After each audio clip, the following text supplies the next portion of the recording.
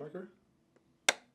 We'll just begin with can you tell us about meeting Martin Luther King and, first meeting him, first impressions, and your relationship with him? The first time I met Martin Luther King was actually in Nashville. I was part of the Nashville student movement, and we were having our sit-ins, and we had been very successful in accomplishing our goals in Nashville. And it was basically because we were trained by James Lawson Jr., who was a student at Vanderbilt. He had divinity school, and he had specifically decided to come to Nashville to train in nonviolence, and specifically for the sit-ins. So it was not just in general, but that training he gave us was so basic. It was about Martin Luther King, it was about Mahatma Gandhi, and he put that together in such a way that it really resonated towards our interests and our passion, and we were all concerned about the problem of segregation and discrimination in the South specifically. So when Martin Luther King arrived to greet us, it was at the gymnasium at Fisk University. And after his address, well, doing his introduction even, actually, he said that he had come to Nashville not to bring inspiration, but to gain inspiration, because he had been observing our movement, and we had learned from his Montgomery movement, and we maintained the nonviolent approach, even in the face of violence and that sort of thing. And he was really admiring us, and so that was my first meeting with Martin Luther King. That summer of 1960, there was a core workshop, Congress of Racial Equality, down in Miami, Florida, and they were asking for representatives from the different student movements to come because it was interracial action workshop. That's what they called it in Miami. And I was in Tampa, Florida already, so the group in Nashville decided I should go and represent them, and I did. So I was involved in that workshop, which ended up of us being arrested for sitting in at one of the restaurants there. And we ended up in jail for a little period of time, okay? But during that workshop, there was an opportunity during the break, and Martin Luther King was there. And we had a break, and the students got ready to go to the beach, and they had the towels and bathing suits, and they were running off from the hotel to the beach. And I was ready to go, and I had passed by the pool, and there was Martin Luther King sitting there, and suit, his clothes, alone. I looked around because I was wondering whether or not there was somebody he was going to meet with. And I waited around and observed, and he was still alone. So I quietly walked over and started talking to him. And just the two of us spent almost an hour just talking. So I got to know him better, but the main thing is he got to know me. So that was our real acquaintance, you might say. So that was my first actual meeting with Martin Luther King. And what was your impression of him? You knew about him as the leader. What was your impression when you met him as a human being, as a man? Was he more serious, less serious, jokey? So how was he in those early days of the movement? Well, one of the things that we observe as Martin Luther King was not just simply a leader as such. There was something very special about Martin Luther King. And it remained until the very day that he died. And that was, he was down to earth. And even though he was very, in vogue with all sorts of accolades and that kind of thing, etc., and he'd met with a lot of important people, and he was orator, par none. So, but you never find that Martin Luther King was acting, pompous or anything like that. He was always down to earth. And when you were alone with him, he was very cordial and very accommodating. And he used to tell jokes. And in fact, when I worked for him, and I'm leaping forward now, he was the one that was assigned to sit in the front seat of the car when he had to drive late at night to different rural areas. And his job was to tell jokes and keep the driver awake. Okay? So he was a very good joke teller. And he would mimic preachers and stuff like that. He could really hoop if he wanted to, he almost did in some cases. I remember seeing him one time when he put his finger in his ear after the Selma march. We marched to Montgomery, and on those steps, he put his finger in his ear. And he started to hoop a little bit. So he was capable of doing that, but he reserved that quite a bit, only in, private moments that he did. But he was very special, and he was, there were some other interesting things about Martin Luther King that you never forgot for a moment that you were in the presence of somebody who was very special. And coming from the theological basis, I would say that, Martin Luther King had some qualities about him that would be tantamount to sainthood or something. But he didn't wear that on his shoulder at all. I remember once he walked into the office there on Auburn Avenue when we were there, and as he walked towards his office, which was behind the boardroom, he accidentally kicked the leg of a chair, and he said, "Excuse me." So he didn't hesitate. In other words, if he thought he had made a mistake or something like that, yeah. So I would say that there was something else about Martin Luther King that some people might question, but I would put it in the form of his passion. Like, for example, when he walked down the street from his house to the office, it was only a couple of blocks, and he would encounter a lot of the people on the streets who were street people and who didn't have a lot of resources to take care of themselves. Martin Luther King would pass out dollar bills to them. He would stop and talk to them. So he didn't distance himself from people who were impoverished. And they felt comfortable with him. And he was treat them as any other human being. But he knew that they had needs, and that's what his life was committed to, trying to help them have a better life. That's all Martin Luther King was interested in, helping others have a better life. So he was not just concerned about poor people now.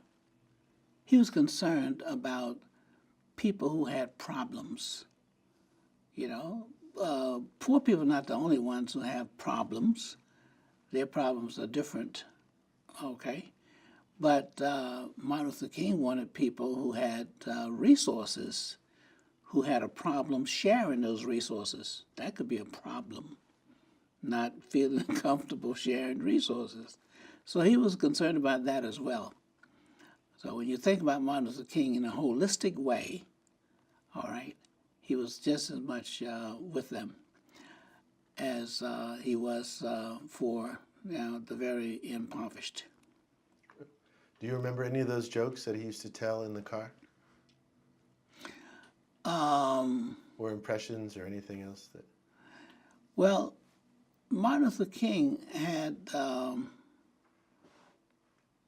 a way of mimicking people, not in a derogatory way, but just simply replicating some of their things. So the sermons, for example, that a lot of the ministers preached when they were hooping and that sort of thing, etc., he would, do that. And so I remember one time he said to me, when I was traveling to Boston a lot, he said, I was dating my wife at that time, before we got married. And Martin Luther King said, I noticed you go to Boston a lot on the weekends. He said, I didn't know we had a movement in Boston. I said, I'm getting ready to start one, Dr. King. So I let him know that he suspected that I, had some particular interest and involvement, yes. So that's the kind of thing that he would do. Mm-hmm. So you said that Dr. King did a great impersonation of a kind of more fiery Baptist preacher who would do the kind of whooping. Can you just kind of back us into that, like that what his style of preaching normally was and how he'd do an impersonation, and maybe even give it for us a little bit of what that kind of whooping, what that hoop might sound like?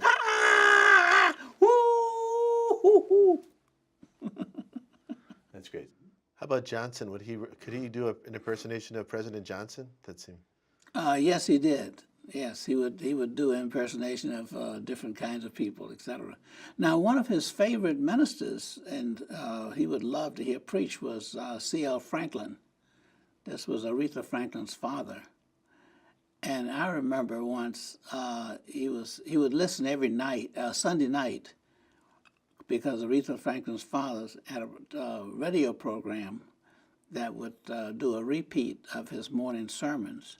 So all the other ministers could, hear his sermons that night as well. So I remember one time Martin Luther King said,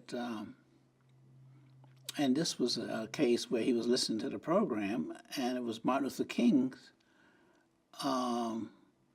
sermon. And he was speaking at that on the radio program, and Martin Luther King said, I don't remember doing that sermon at, C.L. Franklin's church. He said, I don't remember it. But he was listening to it, and it was, on that program. And he was wondering whether it was recorded some other place and then was played on that radio that night. But they gave every impression that that was the sermon that was given that morning. And what do you know? It was Bernard Lee, who had mimicked Martin Luther King's voice so well until Martin Luther King did not recognize that it was not his voice. And we didn't know what Bernard Lee's voice was like until about 3 months after Martin Luther King passed. He went back to his own voice, but he listened to Martin Luther King, was so close to Martin Luther King, the closest person to him in terms of travel, and many miles he went with him in every place. And I used to sometimes get Bernard Lee relief by having him come back to Atlanta with the suitcase and the clothing and send another person for another 3 days, because Martin Luther King just continued. Sometimes he didn't take round-trip tickets. He just went from one place to another. But he would wear out the people who traveled with him because he had so much energy. Yes, I admit, I tried to catch Martin Luther King asleep one time. We were at the hotel up in New York. And he was standing at the window, fully dressed, looking out the window in New York. I was on the couch, asleep, trying to stay awake, and no. And then when I finally woke up the next morning, I jumped up real early because I wanted to catch Martin Luther King asleep. He was already dressed. He had already shaved. He was waiting. He had so much energy. We could not believe it. And that he would wear all of us out physically, and we were much younger. Just going back for a second, if he ever did mimic Johnson, could you say about Johnson or the people that he might have impersonated? Because I know that they had this intense relationship, he and the president then. Martin Luther King used to mimic a lot of people, and one was President Johnson. When he would talk to him, and he would go into President Johnson's voice, and he would actually could repeat the words and that kind of thing, etc. So he was really good at that, and so he was always aware that Martin Luther King was very intense. But he had certain kind of skills that were a little different and unusual as well. Martin Luther King could have been an actor, for that matter, okay, or a comedian. So he had a lot of different talents there, and he was very skillful at those things. Yes. Can you talk about his leadership style? How was he as a leader? You said he was down to earth. How did he get all of you to give so much of themselves for him and this cause? When you encountered Martin Luther King, you realized you had, number one, someone who was sincere. He was not interested in being the leader. Actually, now this is something very important. Martin Luther King was not interested in being the leader. He gave leadership as an example, but only as much as necessary. If you look at what he did, he was not always starting things. He was not always on the front line. But he was supportive. He did not get arrested on the freedom rides, but he supported the leadership and made it possible for us to survive, particularly in that church in Montgomery, Alabama. It was Martin Luther King that made it sure, okay, we got out safely. And that was we were trapped in this church in Montgomery, First Baptist Church, and surrounded by a mob, burning cars and breaking out windows and stuff like that, etc. Martin Luther King was trying to get the federal government to intervene, sending some federal marshals or federal troops. We were right there in Montgomery, where there was a base. And Martin Luther King stood up in the pulpit and he said, I got a very important task, and I want a few people who are really committed to nonviolence and who are sure about their nonviolence, because I got a very important, task for you. So everybody didn't volunteer, not all the ministers, just a few people. And he had gotten word that some cab drivers who were mobilizing at a service station not too far from the church, and they had their guns, and they were coming in, and they were going to start shooting the people in the mob to rescue those of us who were in the church, since there was no protection for us. And when Martin Luther King got this word, he then decided he was going to go and meet with them, but he wanted to take some other people with him. I was on the steps outside when the group marched. Now, none of us Freedom Riders went because our focus was on the Freedom Rides. We had to finish that job, So these were they were all men, and they were dressed in suits and ties. Most of them were preachers, not all. They walked through that mob and 2 by 2, lined up behind each other. And I didn't think I would see them alive again. Just thought that that would be it. I didn't know what they were doing until they got back.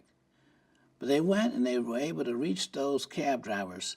And when I say black cab drivers, there were a lot of black cab drivers because of the Montgomery bus boycott. There were 27 black cab companies in Montgomery. Some of them only have, a couple of 3 cabs, but companies. And he was able to dissuade them from coming with guns to rescue us. But then he walked back through that mob. That was my greatest surprise, that he was able to walk back through that mob, and he had the confidence and the courage and the audacity, okay, to keep those, cab drivers from coming to rescue us. Some had family members in the church, but Martin Luther King was always very confident in whatever he did, and he was determined because he never gave up, and he had faith. And when he got back in, he was able to make the announcement also that the government had declared martial law, and that we would be, protected. That was characteristic of Martin Luther King's personality, of showing people, leadership. And that's the main thing I want to emphasize, that he was a leader of leaders. So he was an example for leaders. Another example would be the 1963 March on Washington that came out of the Birmingham campaign. But it was a way of bringing together a large number of people to show our government that they were ready for change. It was not just the people in Birmingham. While we focused on Birmingham, we always, had a larger vision. All of the movements had the name of the city where it was mounted, but it was not restricted to that particular community. It was global. It was local action, global focus. And when I say global, I do mean not just the country, U.S. It was all over.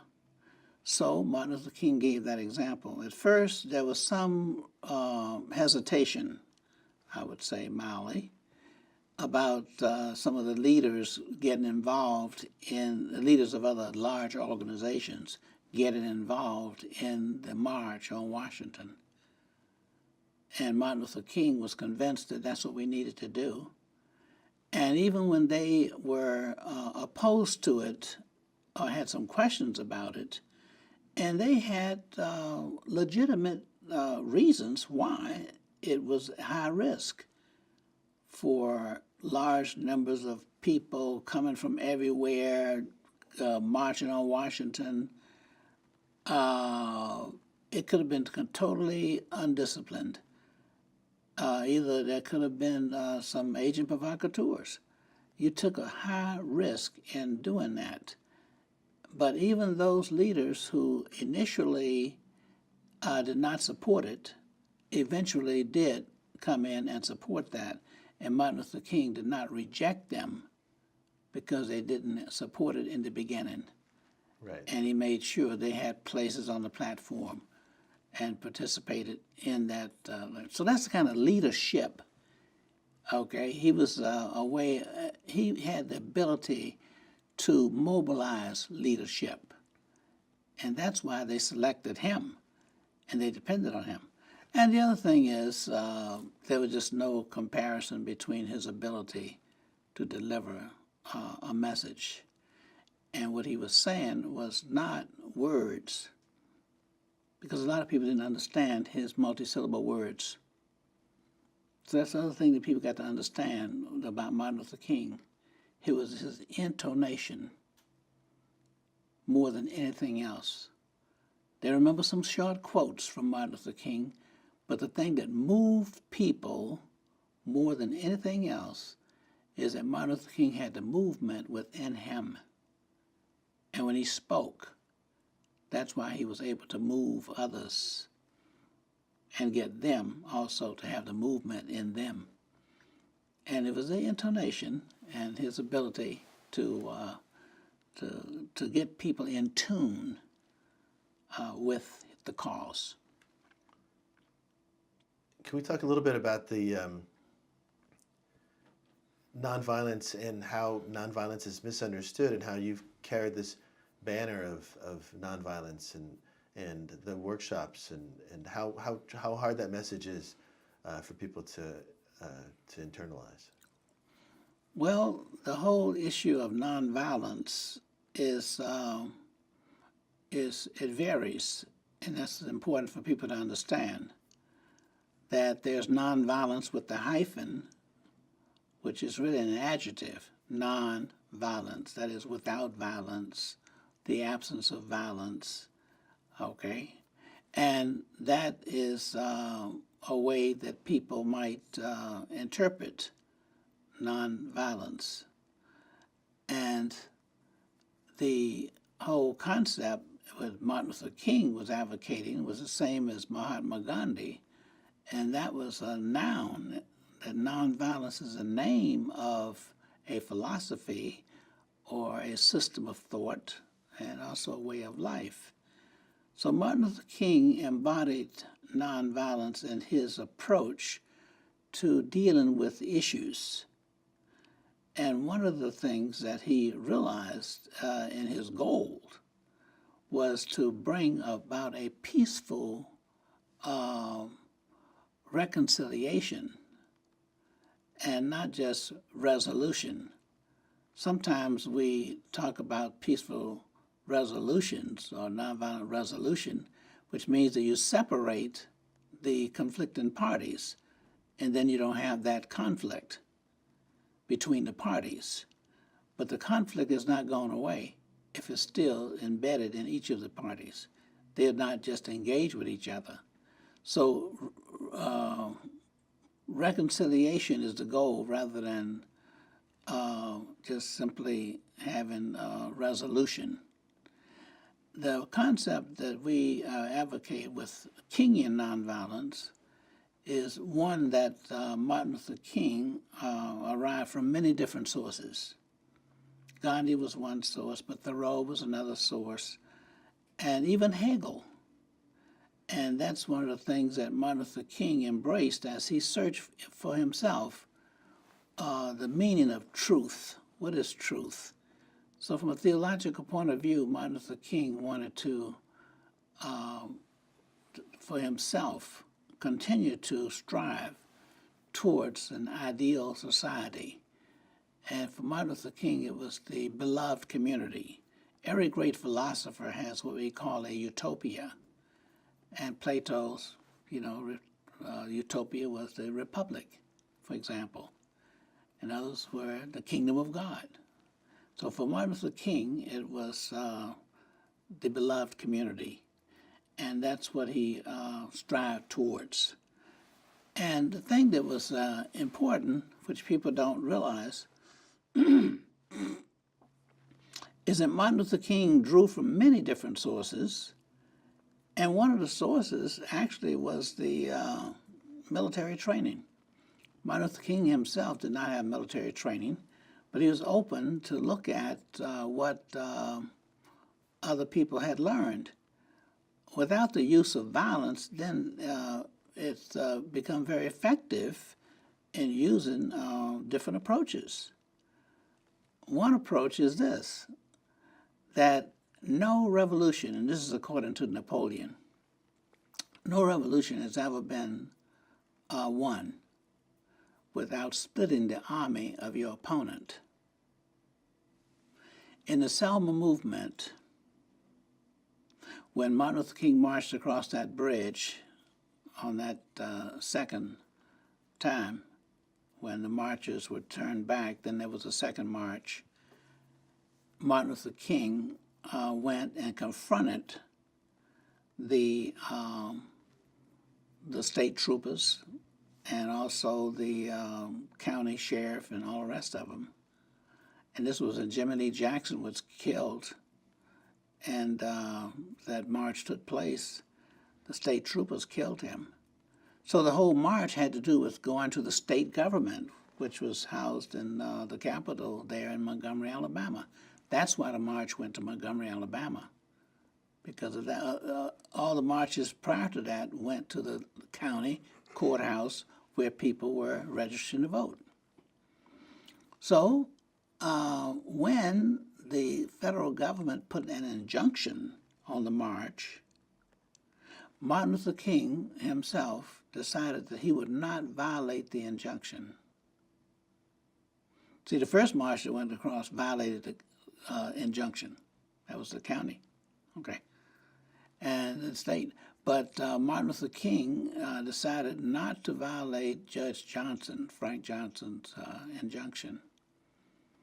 And the reason why he didn't is because he was appealing to the federal government to give him the protection so the marchers could go to Montgomery.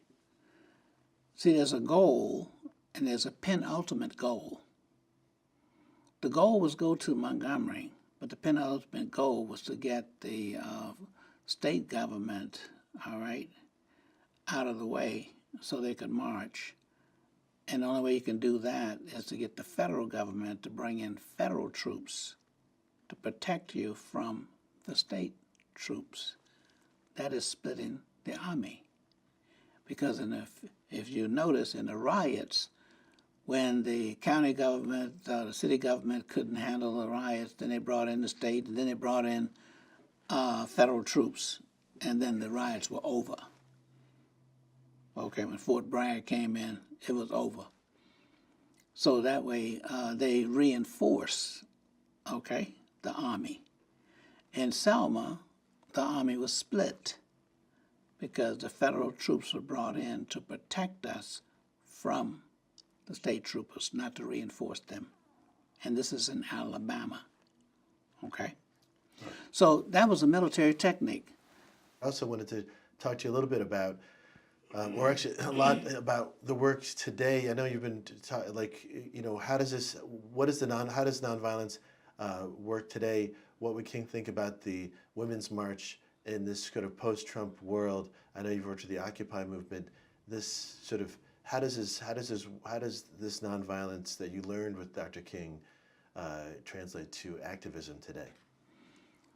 The nonviolence is not confined to any historical period. So nonviolence today is very effective as well. Some people say, well, it won't work. And my approach is that it won't work unless you know how to work it. So age has nothing to do with effectiveness. It's a matter of being able to use those techniques and use those skills, and you can accomplish the same goals. And that's what Martin Luther King laid down. That's why it was universal. It was not confined to any particular area of the country or any country, but it was the effectiveness and had to do with one single thing. And that was no revolution could ever be won or basic changes unless you were able to win the majority. So when you talk about today, okay, we have a majority in our House and Senate. You have one political party.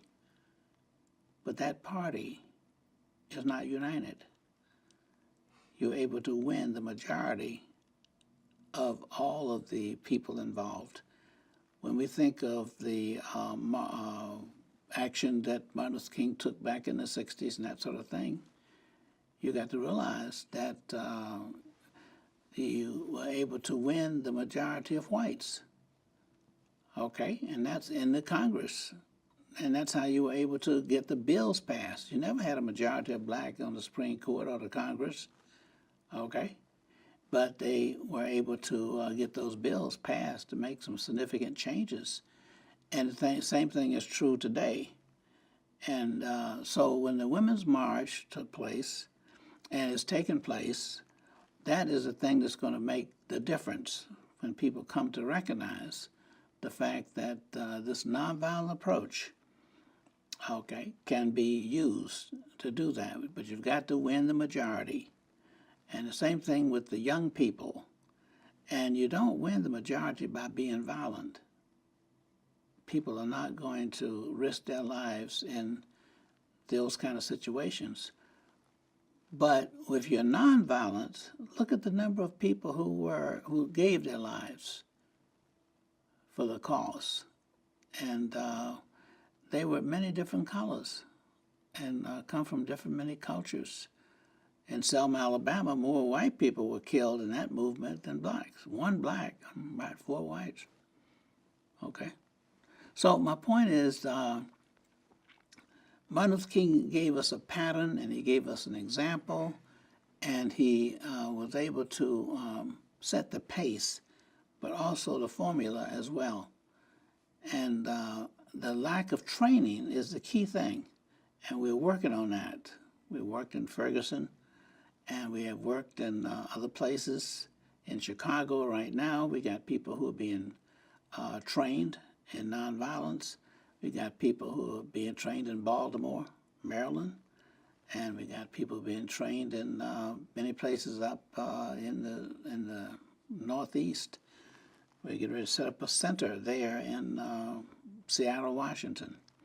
So the important thing is that it's part of the system where you train. Like, for example, we've trained 500 police officers in Montgomery, Alabama, and how to manage, that thing. So even the riots that took place, people say they were race riots. No, they were police and community where they were. That's where the riot took place. People never went over to the white community and started a riot and burning down white folks' homes and turning their cars over and burning them. No. None of the people who have been described as racists have been targeted for assassination. So, therefore, it's more like how policemen handle incidents, like in Chicago. I was there. There was a black policeman who hit some boy on the head who had turned on a fire hydrant after the police had told him not to. That's how the riot started in Chicago. I was there. It was a black policeman and black children. So, in terms of what Martin Luther King has offered, it's an ideal example that can be replicated and get the same results. I guess we'll move right to Chicago. And you were up in Chicago, and you're one of the people that convinced King to come to Chicago. And the idea of this movement from the South turning into, as you said, this global movement. But first it went from the South to a northern United States movement. And King, and we've seen that footage of how the fair housing, Cicero, and the violence there that you confronted in the North. Mm-hmm. Can you talk about how that came about, and why was Chicago the sort of the next stage in the evolution of this nonviolent revolution? The Chicago movement had its beginning long time in the making because of the strength of the labor unions there, and you had large numbers of civil rights organizations like the Urban League and the NAACP, and they had formed a coalition. In fact, it was called CCCO, Coordinating Council of Community Organizations, and Al Raby, who was head of the teachers union, was the coordinator or chair for that group. And there was always a thought that the movement would move north in the urban communities, and they thought that would be a lot more challenging because of the attitude of many of the people who had moved north. And they had moved north from the South. Like, for example, when you mentioned Chicago, you had a large number of people from Mississippi in Chicago, because after the war, people started migration north, and they went due north. Like those on the East Coast went up to Philadelphia, New Jersey, and New York and other places. and those in Alabama went straight up to Detroit, okay, and places like that. So they had that, St. Louis, and other places all the way up the line. And those from Mississippi, okay, went to Chicago, straight up the line, due north. So what was interesting is that many of the people in Chicago were familiar with the freedom songs, and they were familiar with the attitudes that they had, vacated in the North and that kind of thing. Now, I was working at that point with the American Friends Service Committee, Quakers, because they wanted to start an urban affairs program up north, and they had not had one before. So they were looking for nonviolence to be, employed there in Chicago. So they asked me to if I would go and be the director of the first urban affairs program. And I thought that would be great. I'd finished my work laying the groundwork for Selma movement, and it was on the way.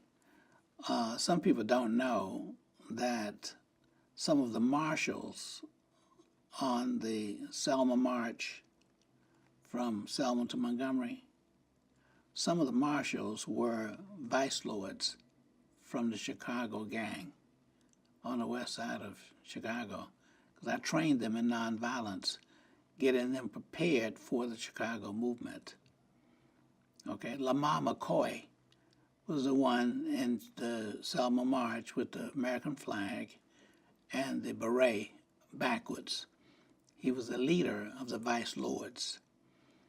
What I didn't know when I first went to Chicago, that the vice lords are actually consider themselves assistants to the Lord, vice lords. So it was a very interesting and curious kind of thing, because they were very, much of a violent gang. But when we trained them in nonviolence, it was our advantage to have groups that were already organized to be marshals, so we wouldn't have to supervise the marshals. We only trained the leadership. That was our approach. And the Selma March was like the boot camp, okay? So that they would get a real serious experience before they came north. So they'd gone south. So when Martin Luther King decided to come to Chicago, it was three basic reasons. The first reason was that Jim Bevel, who was director of direct action for SCLC, was there. And the second reason is that I was there, okay? And the third reason was because you had some black elected officials already in Chicago, and there was a pattern that we could see. So some work had already been done, laid out in Chicago. All the communities were separated by ethnic groups, and that we already had a movement going in the suburban community about open housing. So Martin Luther King, all he had to do is the same thing he did in Selma, stepped in and helped with the leadership. He didn't become the leader. I mean, maybe the people around the country and the media thought that he was the leader, but he was like the coordinator of the leaders. He never tried to do it by himself. He always galvanized local leadership and inspired them and gave them the courage. He didn't necessarily go there and stay and become the day-by-day leader as such. So that was his pattern.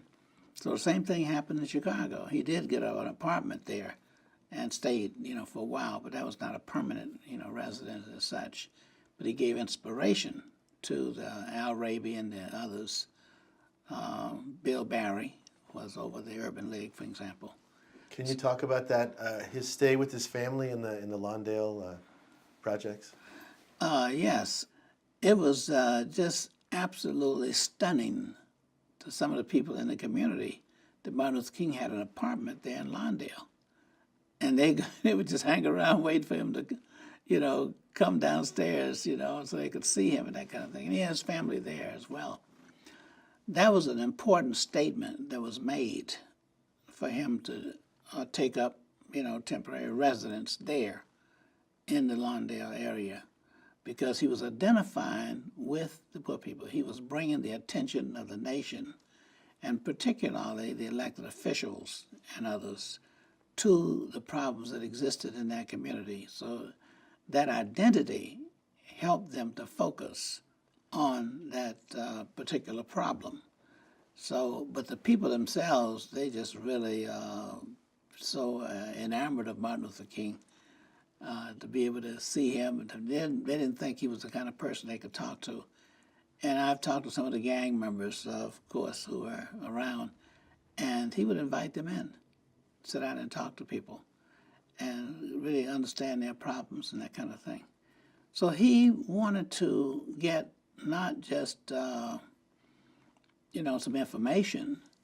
He wanted to be able to get the feeling. What was it like to be in the situation?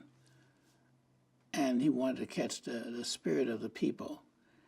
And by his presence, he inspired them.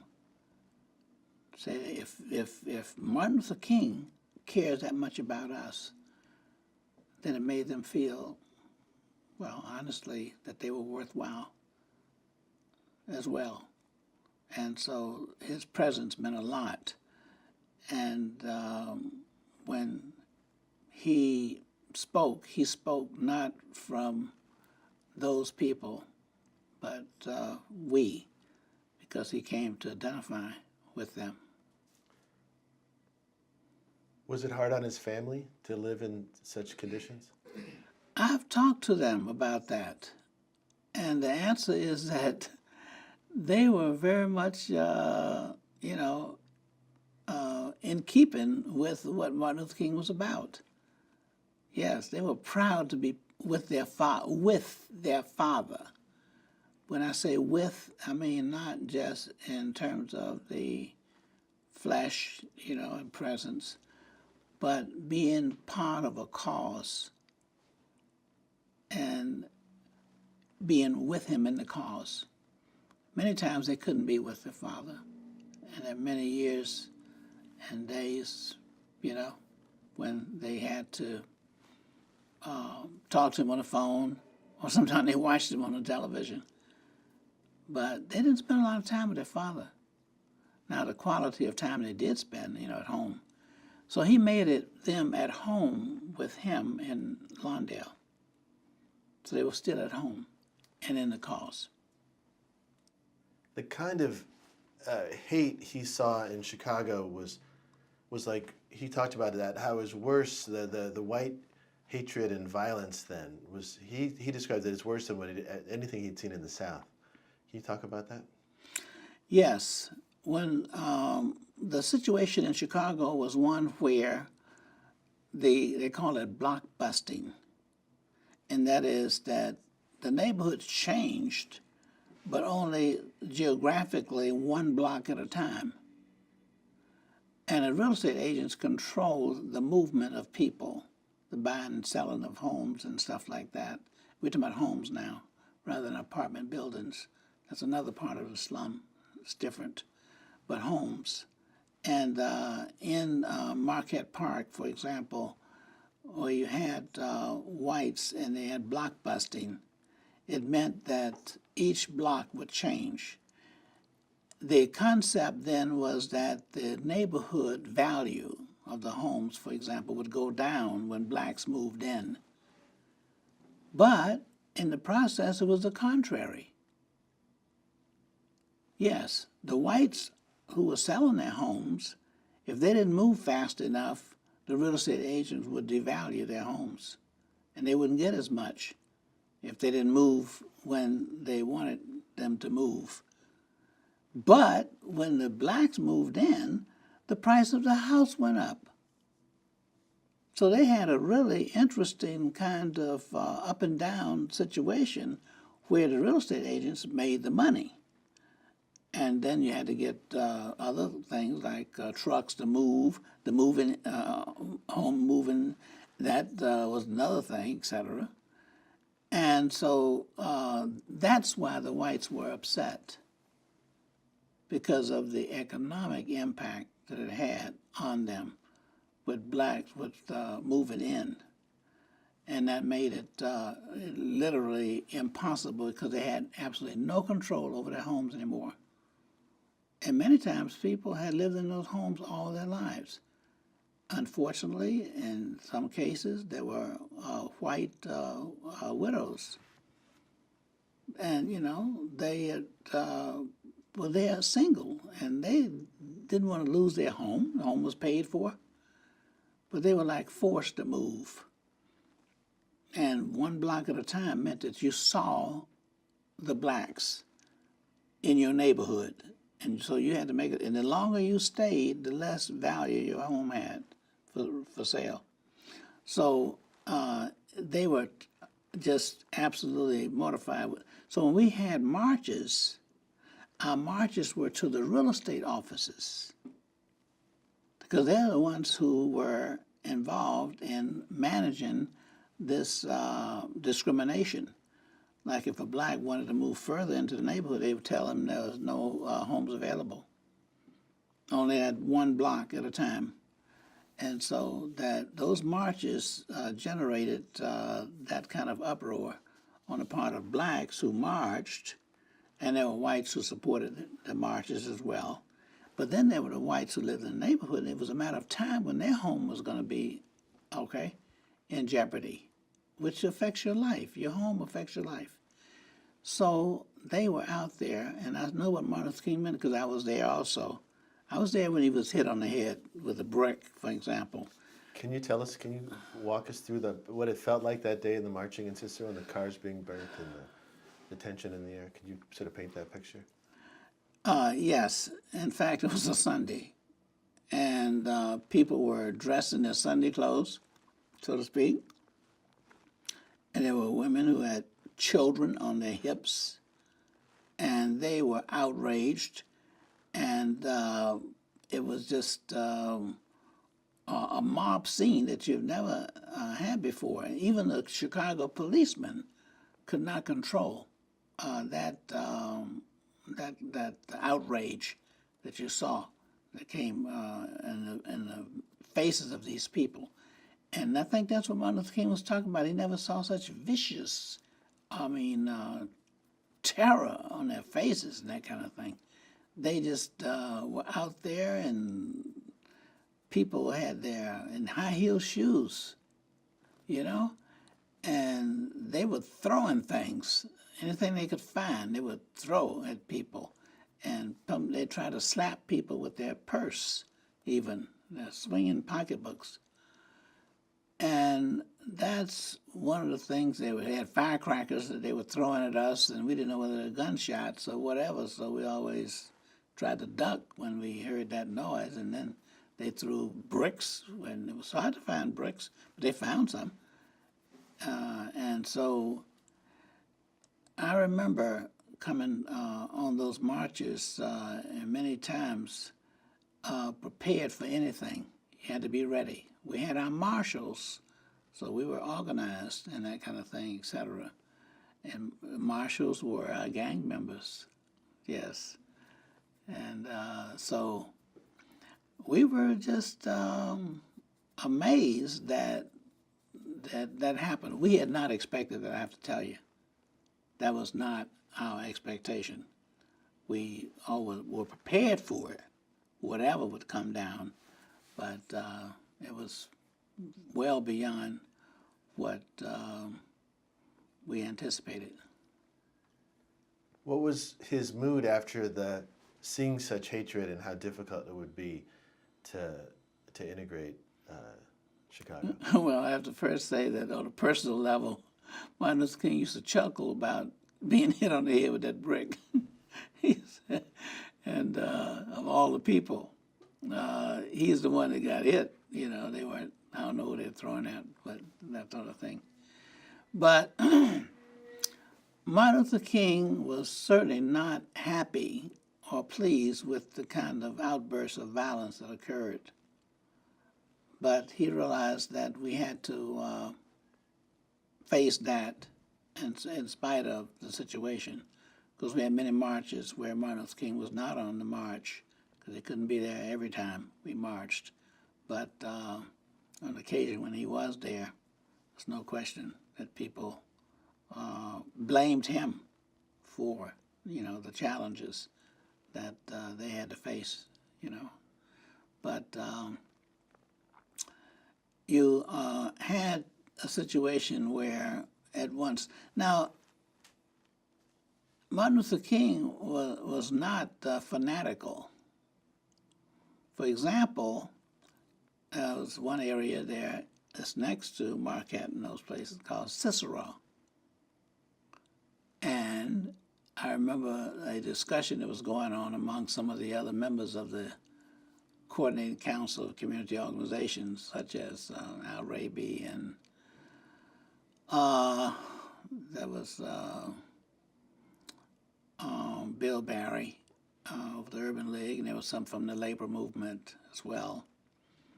And they were talking to Martin Luther King. He was sitting down and they were standing around him, and they were trying to persuade him not to march in Cicero. And I remember distinctly, Martin Luther King turned around and looked up at him. He said, "Now, you don't have to go through all this, because I'm not that anxious to march in Cicero." And during the time when we were having these campaigns, in Gage Park, there was a black man who was a young fellow who was looking for a job. He was just walking the streets of Cicero, and they killed him. Complete stranger, just walking through the neighborhood. So it was there was much more potential for violence in Cicero than some of the other communities. So, but Martin Luther King did not court violence. That was not his motive, to stir people up and cause them to be violent. He wanted to send a message through, and that's why we simply focused on that particular community in Chicago. Now, there were other people who did, march, but Martin Luther King didn't. I was wondering about I've seen some interviews with the media backlash. Everybody in the country said that those poor people in the South should be able to vote, and segregation in the South is terrible. But once the movement moves to the North, that there's pushback from the media and probably some from more northern whites that thought that they didn't believe they had a racial problem. Yes, there were some people who felt that way. That is, that there was not the kind of problems in the North that you found in the South. And so there were those people who felt that Martin Luther King should spend his time in the South, where you had more racist kind of conditions. What they didn't realize is that what you experienced in the North was systemic racism. And when we talk about racism, I talk about it in a much broader sense, because the general characteristic of racism and the larger picture of it is more like what I call childism. And that is people being treated as children. They feel that they are human beings, but they are lesser in terms of their responsibility and their judgment, and therefore they need to be taken care of. So therefore, they treat them like children. They will not allow them to have too many resources. Like children, you don't give a 5-year-old a $20 bill, because what are they going to do with that? They question their judgment. So the whole groups of people, ethnic groups particularly, all right, they just don't respect or recognize them to have the kind of ownership, for example. So they do live in slums, areas in the North, and piled up on top of each other, and they don't get the kind of city services. a repair on their buildings and that kind of thing, etc. The childism means that they would not be able to function without the oversight of, of whites, so the blacks in the South. And they said, we have no problem because if they cooperate with us, the whites, then they're in good shape. They're much better shape. Okay? So that kind of racism has to be challenged. And they look at them as if they are not responsible. It's unfortunate to say that Martin Luther King himself was not accepted by many of the ministers who pastored churches in Chicago because they felt they didn't have a problem. So they didn't want to encourage Martin Luther King to come there because they were part of the patronage system. And this was Mayor Daley's patronage system was one where people were living in very specific ethnic communities, and then they had people who were ward committeemen, and they were part of the political system, and their jobs were handed out based on the number of votes that you could produce in a particular area. So it was Republicans as well as Democrats who were, and independents. They called it the Daley machine. So that's one of the reasons, the other reason why Chicago was chosen, because it was institutionalized racism. And it was very clear in terms of the governmental structure, not just private industry, for example, but the government itself was structured on that basis. So it was obvious, in other words, visible. It wasn't hidden in any kind of way. You could see the conditions that existed based on color and race. So there were those who, in the North themselves, who felt comfortable because they themselves were part of the structure there in terms of the leadership. And they didn't necessarily think about the masses of people who were not in those positions and who were suffering under extreme situations in terms of poverty. So yes, that was the question about that, not only on the part of whites, but also on the part of the black elite. I wonder if you see any connection or parallels between the white backlash against the fair housing and the marches in Chicago, and later on this, the more contemporary backlash, first against affirmative action, and now with the election of Donald Trump has been called as sort of the revenge of the white working class. Could you talk about that? Yes. My analysis of this is that we are at the end of the second Reconstruction period, and we need to be aware of the potential and the actions that are taken now to reinterpret our Constitution and laws that exist. One of the things that we must become aware of is that the laws that we got changed during the 60s were temporary. That's why they have to be voted on periodically. They were acts. They were not actually constitutional changes.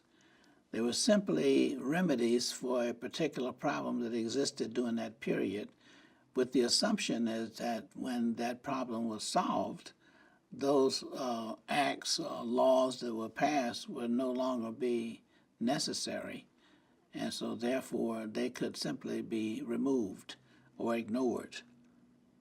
So what change did we make when you realize that?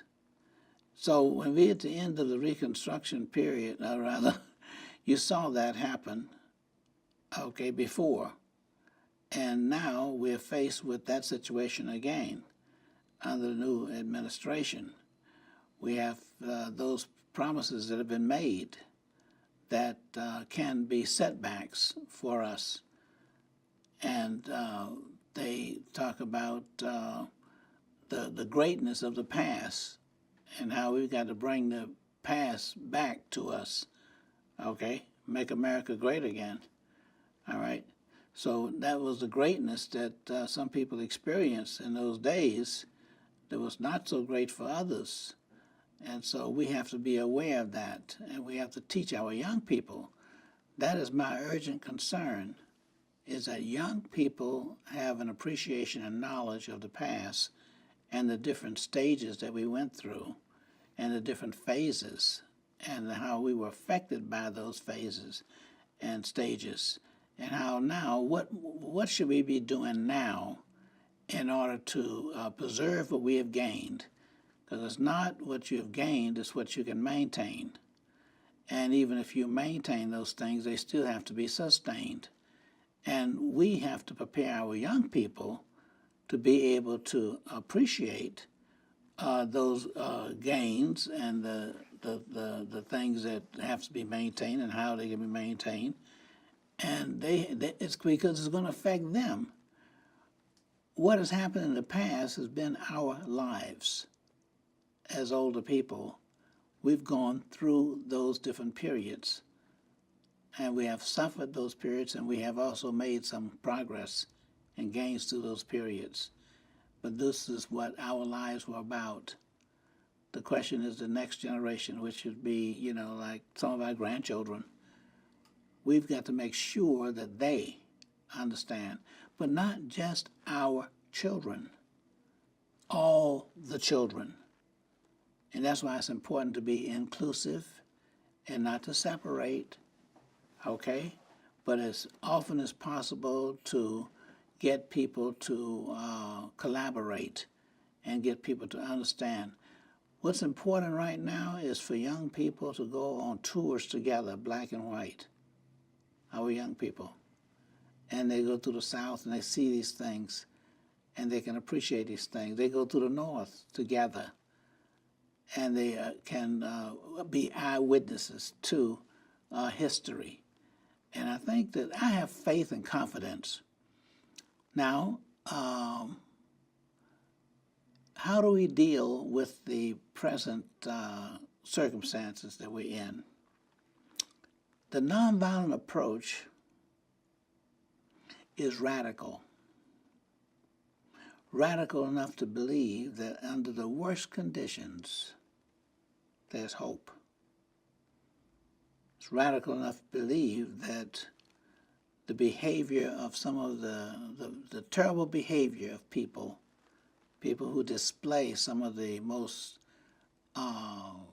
insensitive, okay, and divisive kind of attitudes can be changed. You know that the governor of Alabama welcomed Martin Luther King into his office and met with him after the Selma March. The one who also stood in the door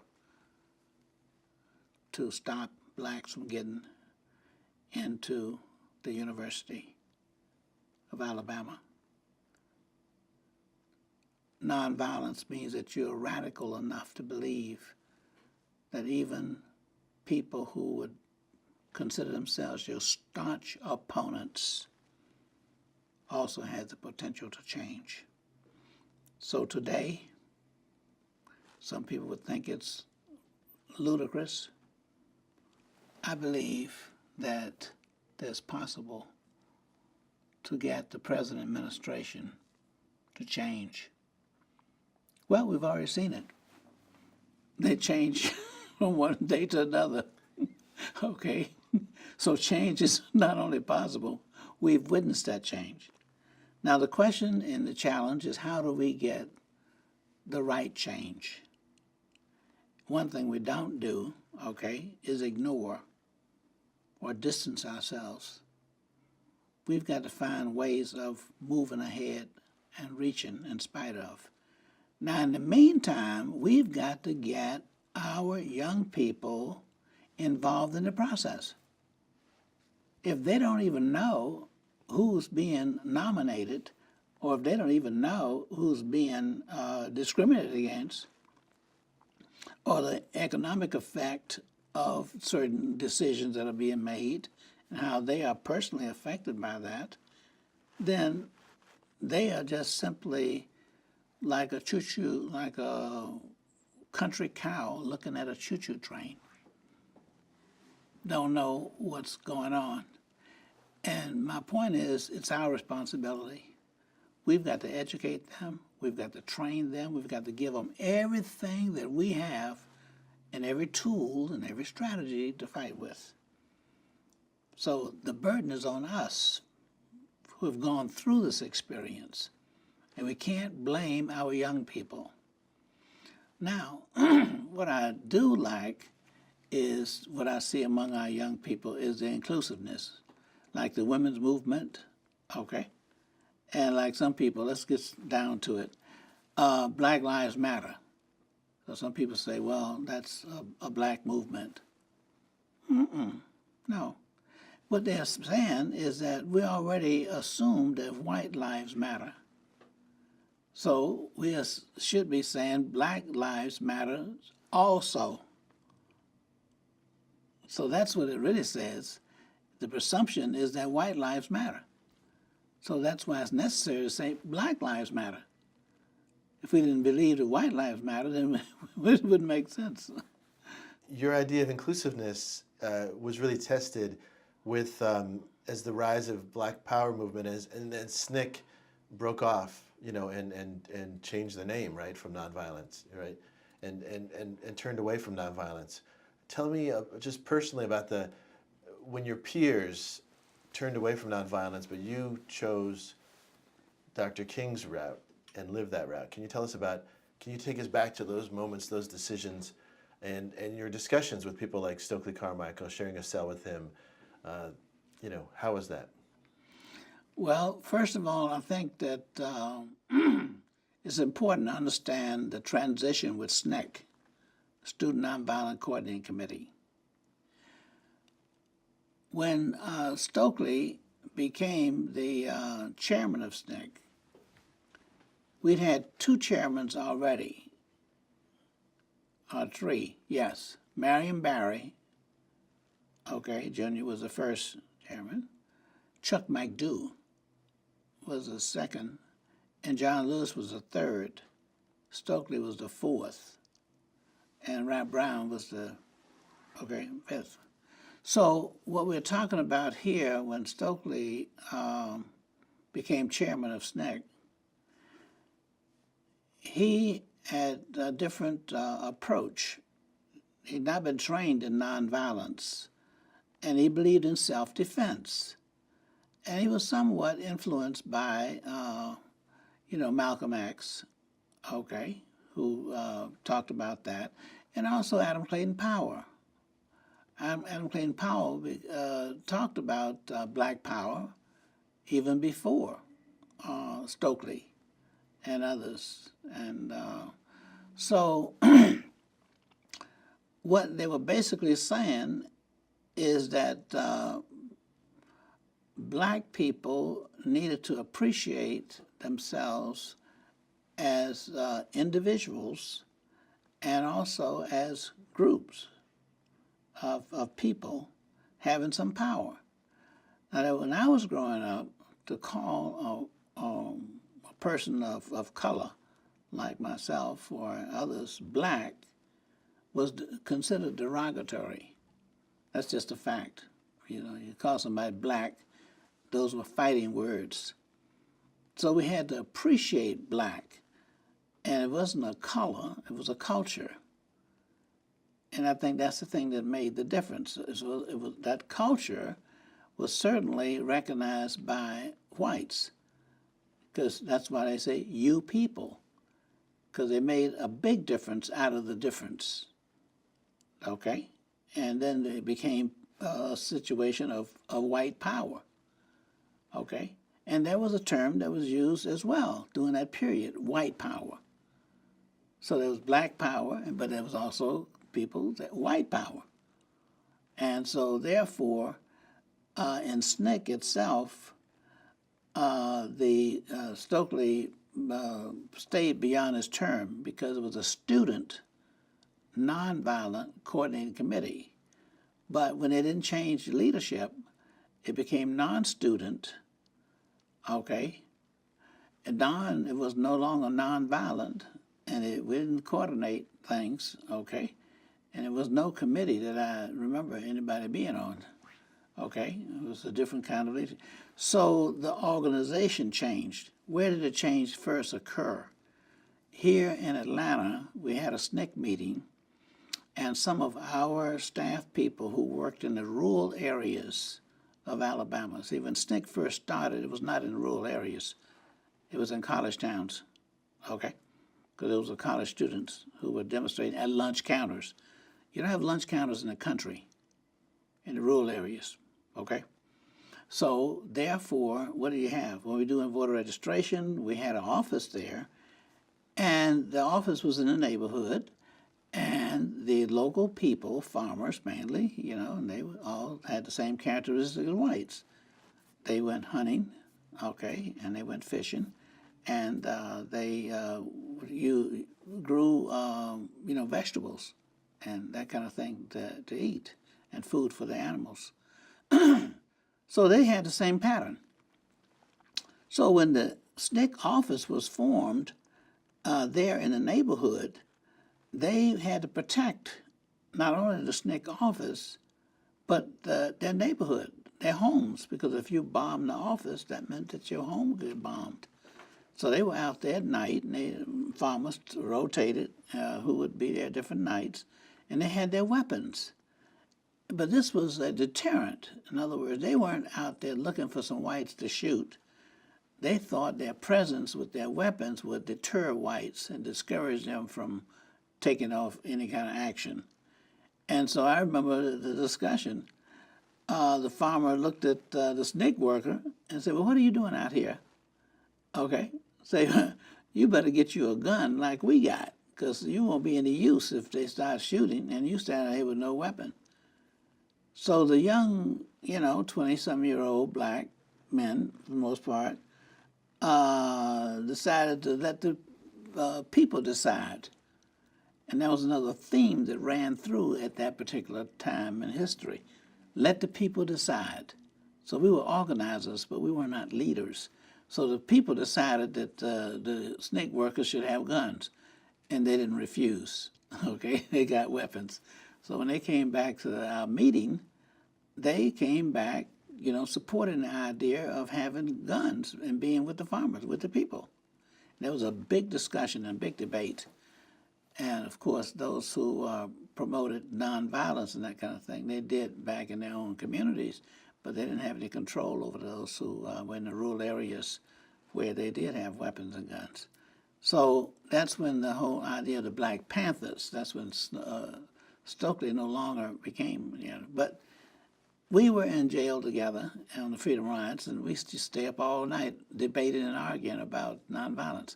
Now here's the concept. It's an eye for an eye and a tooth for a tooth. And they felt that as citizens, we were justified in protecting ourselves. First Amendment rights. Okay? Also, what? First law of preservation, self-preservation. That somehow you had the right and authority to protect your life and your family and your loved ones and your friends. Now, there was some problem if you were aggressive and go and attack somebody else, but to defend yourself, that was in order, in law. Equal justice, okay? In other words, if someone did something to you, you were justified in doing the same thing to them, eye for an eye. The problem with that is that the previous policy was that if someone knocked your eye out, you were justified in going and wiping their eyes out, teeth and everything, and the family, tribe, and everybody else, because you couldn't replace your eye. So it was Hammurabi, the lawgiver, who said, no, we have to have equal justice. One eye for one eye, one tooth for one tooth, okay? So that was a concept that was adopted. The only problem with that is if someone knocks your eye out and you knock their eye out, then they knock your other eye out. You can't see how to knock their teeth out because you end up with a blind snagger to society. So it sounds, equal justice, whatever, it sounds nice and everything, but equal justice is not ever equal. Okay? So my point is, nonviolence says, let's stop knocking eyes out. Let's find a way to save our teeth. Let's see, can we find another way of relating to each other rather than knocking out eyes and teeth. All right? And then some people are not going to knock your eye out. They're going to shoot you. So what are you going to do to defend yourself? And everybody knows that the strongest defense is a strong offense. Okay? Right. I was going to pivot to Vietnam and Martin's decision, the Riverside Church speech, and him coming out of the war was another big pivotal moment in the movement where he lost so much support, and you stayed with him. Can you talk about how you felt when you heard the speech and the rally after that, in the park? Like, how did that land with you, and did you talk with Martin about those decisions? Yes. Martin Luther King had wrestled with the whole issue of coming out publicly, taking a stand against the war in Vietnam. And of course, Mrs. King was involved in the anti-war movement long before Martin Luther King, when she was in college even, okay? And so she had a lot of influence on Martin Luther King coming to that conclusion. And of course, with his embrace in nonviolence, he would certainly not have any problem with standing up against violence, because he talked about the triple evils, and that sort of thing. Now, when Martin Luther King decided to take a stand, there were several factors that he had to deal with. Number one, he was president of the Southern Christian Leadership Conference. His board, the board of Southern Christian Leadership, was made up of ministers, and a lot of them were former Vietnam vets, World War II vets. And so they supported the war, or they didn't take a stand against the war, because they felt that when your country is at war, you're supposed to be, supportive, etc. Now, the other factor is that these were ministers who did funerals of Vietnam vets. And you had to deal with their family members, and you had to deal with the fact that they were fighting for your country. And if you take a stand against Vietnam, that means that you are not supporting what they died for. So that put you in a real quandary. And some people were in conflict with themselves over these kind of issues. And some people were feeling very genuine that they were not opposed to the war, because they supported the veterans and they supported those who were in battle. So they did not vote for Martin Luther King to take a stand against the war in Vietnam as president of the Southern Christian Leadership Conference. So it was Daddy King who moved in and said that, Martin Luther King is a Nobel Peace Prize winner. Okay, he is a co-pastor, but he also is a minister in and of himself. Okay, so he's beyond being just simply president of SCLC.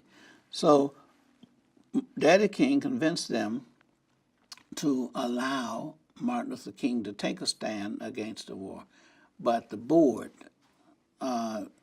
did not, support that. and he was not taking a stand against the war as president of SCLC, but as pastor of Ebenezer and as a minister. Okay, so that being the case, you also had some other civil rights groups that opposed Martin Luther King taking a stand against the war. And frankly, they felt that if Martin Luther King took that stand, many of the peace groups, and these were mainly whites, would not support the civil rights movement as well as they had in the past, but they would support the peace movement. So they would lose financial support from some of the major liberal groups and individuals. So they were opposed to Martin Luther King taking a stand. But in spite of all of that, Martin Luther King decided that his church would be a haven, for people who were resisting the war, and that he would take that stand. And he did at Riverside. Okay. It's one thing to take a stand against the war, but then what do you do next besides just take a stand? Well, it's not well known, but earlier in that same year, Jim Bevel had decided that he was going to go to New York and he was going to recruit people to go on a ship to go to Hanoi. Okay, they want to leave out of New York, and he was trying to give people the chance to make up their minds, and he wanted to get someone to donate a ship. And I got a call from SCLC office from Martin Luther King, okay, and I was asked to go to New York to get Bevel and bring him back to Atlanta. They thought if anyone could do that, I would. And I thought I could too. So I left Chicago and went to New York. And Bevel was trying to get this ship, and he was so glad I was with him because we've been together in many campaigns, and we were road buddies, so to speak. And I just sat and listened to him. And then one of the local artists who supported him had painted a picture of President Johnson eating a Vietnamese baby with blood dripping down his shirt. And he was using that as going to advertise and recruit people. So I just asked questions, and that was my approach. But when I finished asking questions, like one of the questions I asked is, okay, suppose somebody gives you a ship. Yeah, you put all the peace people on there, and the peaceniks we call them in those days, and all of a sudden you get in the middle of the ocean, the ship starts to sink. How would you test this to make sure it was seaworthy before you got in the middle of the sea? So he began to think about it because he was from the Navy, Jim Bevel, and in fact he was a gunner on a Navy ship, okay? And he began to think about the logic of this. I said, it might be somebody who'd be glad to give you a ship. Yeah, I would be. Would you be questionable about that? Yeah. So anyway, the upshot of it is that there was an organization called the Fifth Avenue Parade Committee that used to have marches in New York every year against the war. And they decided that this particular year of 1967 that they would have a spring mobilization to end the war in Vietnam. And they made me the national coordinator of that. And that's why we were able to get Martin Luther King to come to New York, okay? And he spoke at the UN. And we were able to mobilize about 120 different organizations to participate in that march. In fact, the march was over at the UN before they all got out of the park where we started. So Martin Luther King took a great stand there on a national level at Riverside, but it was a global level at the UN because he was calling on the rest of the nations in the world, okay, to withdraw their support from that war. And you went to Saigon Was that after his assassination that you went to Saigon yourself, or was that before? When you marched on It was after his assassination, because I was at Harvard at the time. Yes, and that's an interesting story. You want to tell you about that? Yeah, you can tell us. That'd be great. Well, it was the International FOR, the International Fellowship of Reconciliation, that mobilized this group to go to Vietnam to do some research on the repression against the people in the South Vietnamese, those who were opposed to the war. And there was, repression against the Buddhist monks, for example, and the students, for the most part, and they made up the larger number of people who were opposed. So we were studying the repression against them. And a team of us went over, and it was head of the Student Government Association, head of the Veterans Against the War in Vietnam, and this Bishop Paul Moore out of New York, and others.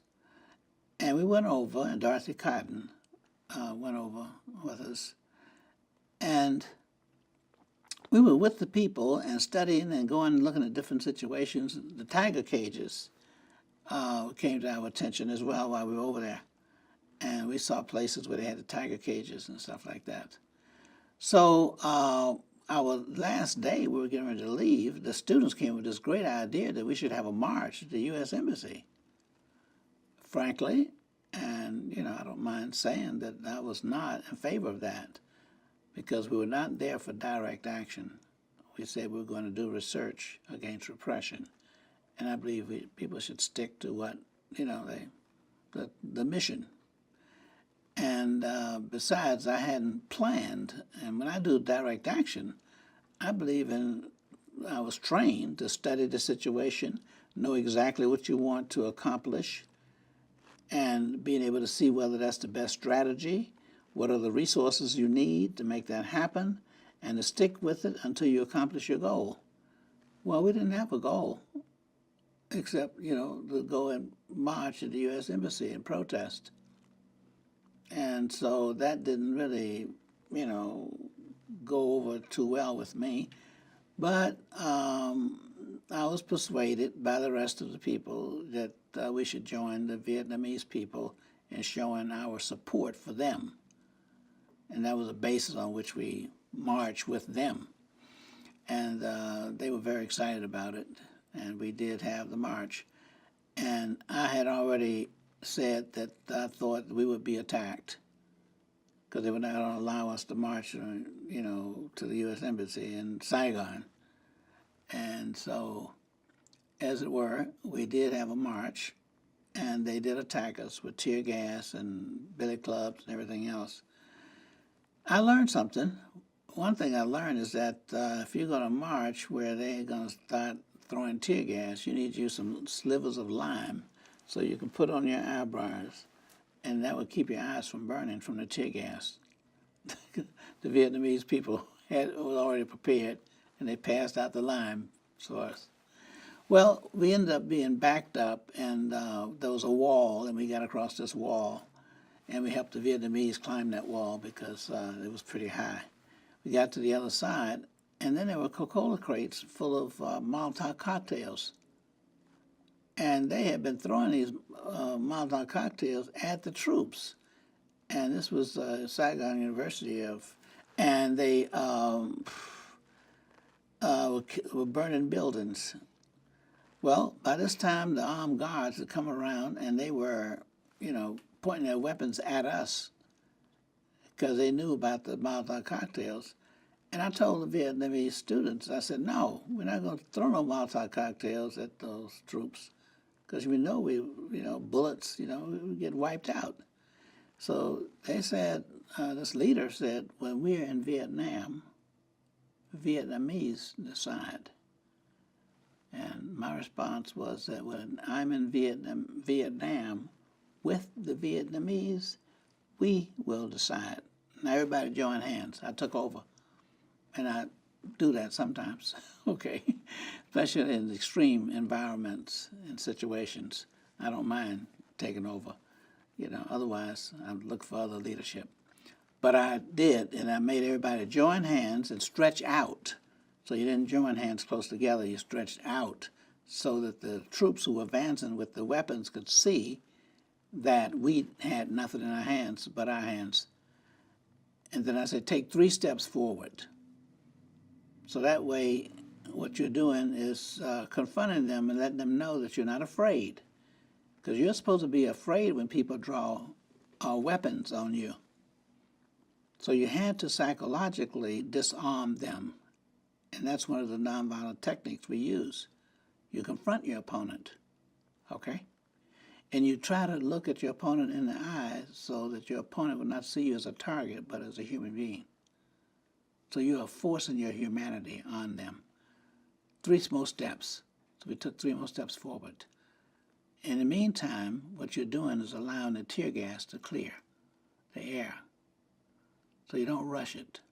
Timing is everything in strategy. So 3 more steps.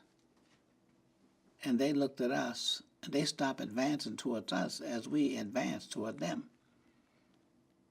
So what happened is that I saw them talking among themselves. And they, by this time, we'd backed away.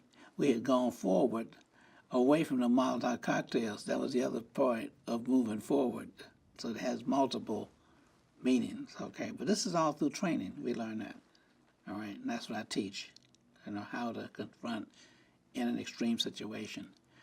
And as we continued to move, they started talking among themselves, and they started backing off. As we moved forward, they backed off. And we knew that we had succeeded in winning them over, okay, rather than them seeing us as the enemy. And that's the key in nonviolence. The ultimate goal is to win your opponents over as allies. Can you tell us about the Poor People's Campaign? And we interviewed Marion Rad Edelman, but from your point of view, why did Martin, at this point, we're describing this sort of part of the story, really concentrating between 65 and 68 is Martin in the wilderness. He's not as popular, the money is not there. Now he's doing this Poor People's Campaign, that he thought that this might be his last campaign. Can you talk about his state of mind and lead us sort of paint a picture of that? Well, this was actually in 67 when Martin Luther King decided that he was going to go forward with this Poor People's Campaign. And he decided what he was going to do is to reorganize his organization. So what he did was, an example, was to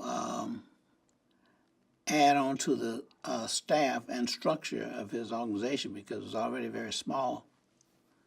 SCLC was one of the smallest national groups, okay? And so he decided to get an executive director, which we call executive secretary. And then the next position was executive vice president of the organization. These are all staff positions. So Andrew Young was appointed the vice president, okay, executive administrative vice president, executive vice president, I think it was, executive vice president. And then he decided to get first vice president and then a second vice president of the organization. And these vice presidents were not staff positions so much as they were board positions. They had a vice chairman, okay, and then another third vice chair or whatever.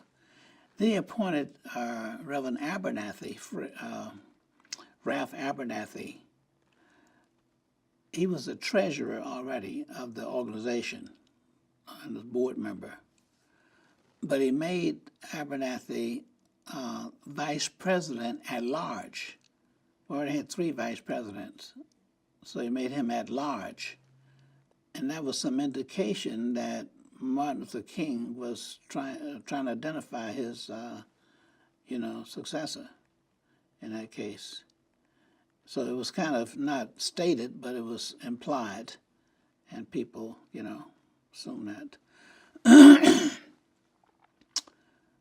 Then, as he went forward, he sent word to me. Well, he talked to me about it at I think we were in New York at I think that was Cobo Hall. Yeah, there's a picture of us walking together in Cobo Hall. Is that in where is that? Which one is in Boston? I'm sorry. I'm not sure. That might be Boston. All right. So what happened is that he was telling me that he wanted me to come to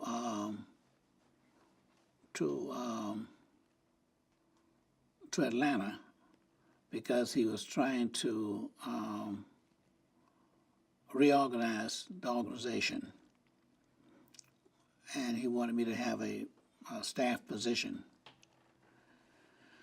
So I listened to him, and then he followed up with a phone call when I was in Chicago, because I had not responded. And I said, well, Dr. King, could you send me a job description?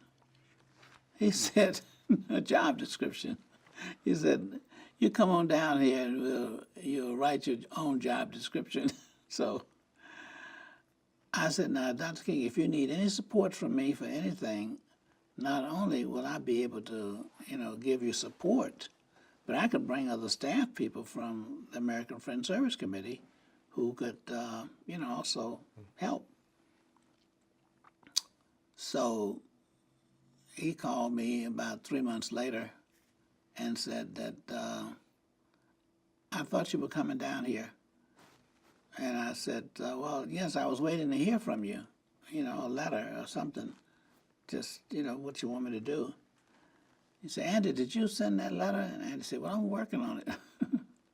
So anyway, he said to me very directly, words you said before, he said, now, Bernard, I need you to come on down here now, because this may be my last campaign, and we're going for broke. I said, well, maybe you should explain it. You should have explained that to me, Dr. King. Poor people's campaign, and then we're going for broke. Okay, that's the way you recruit people. Tell them you're going for broke. Okay. So I said, okay, Dr. King. So I scrambled around, and because I didn't want to disappoint him.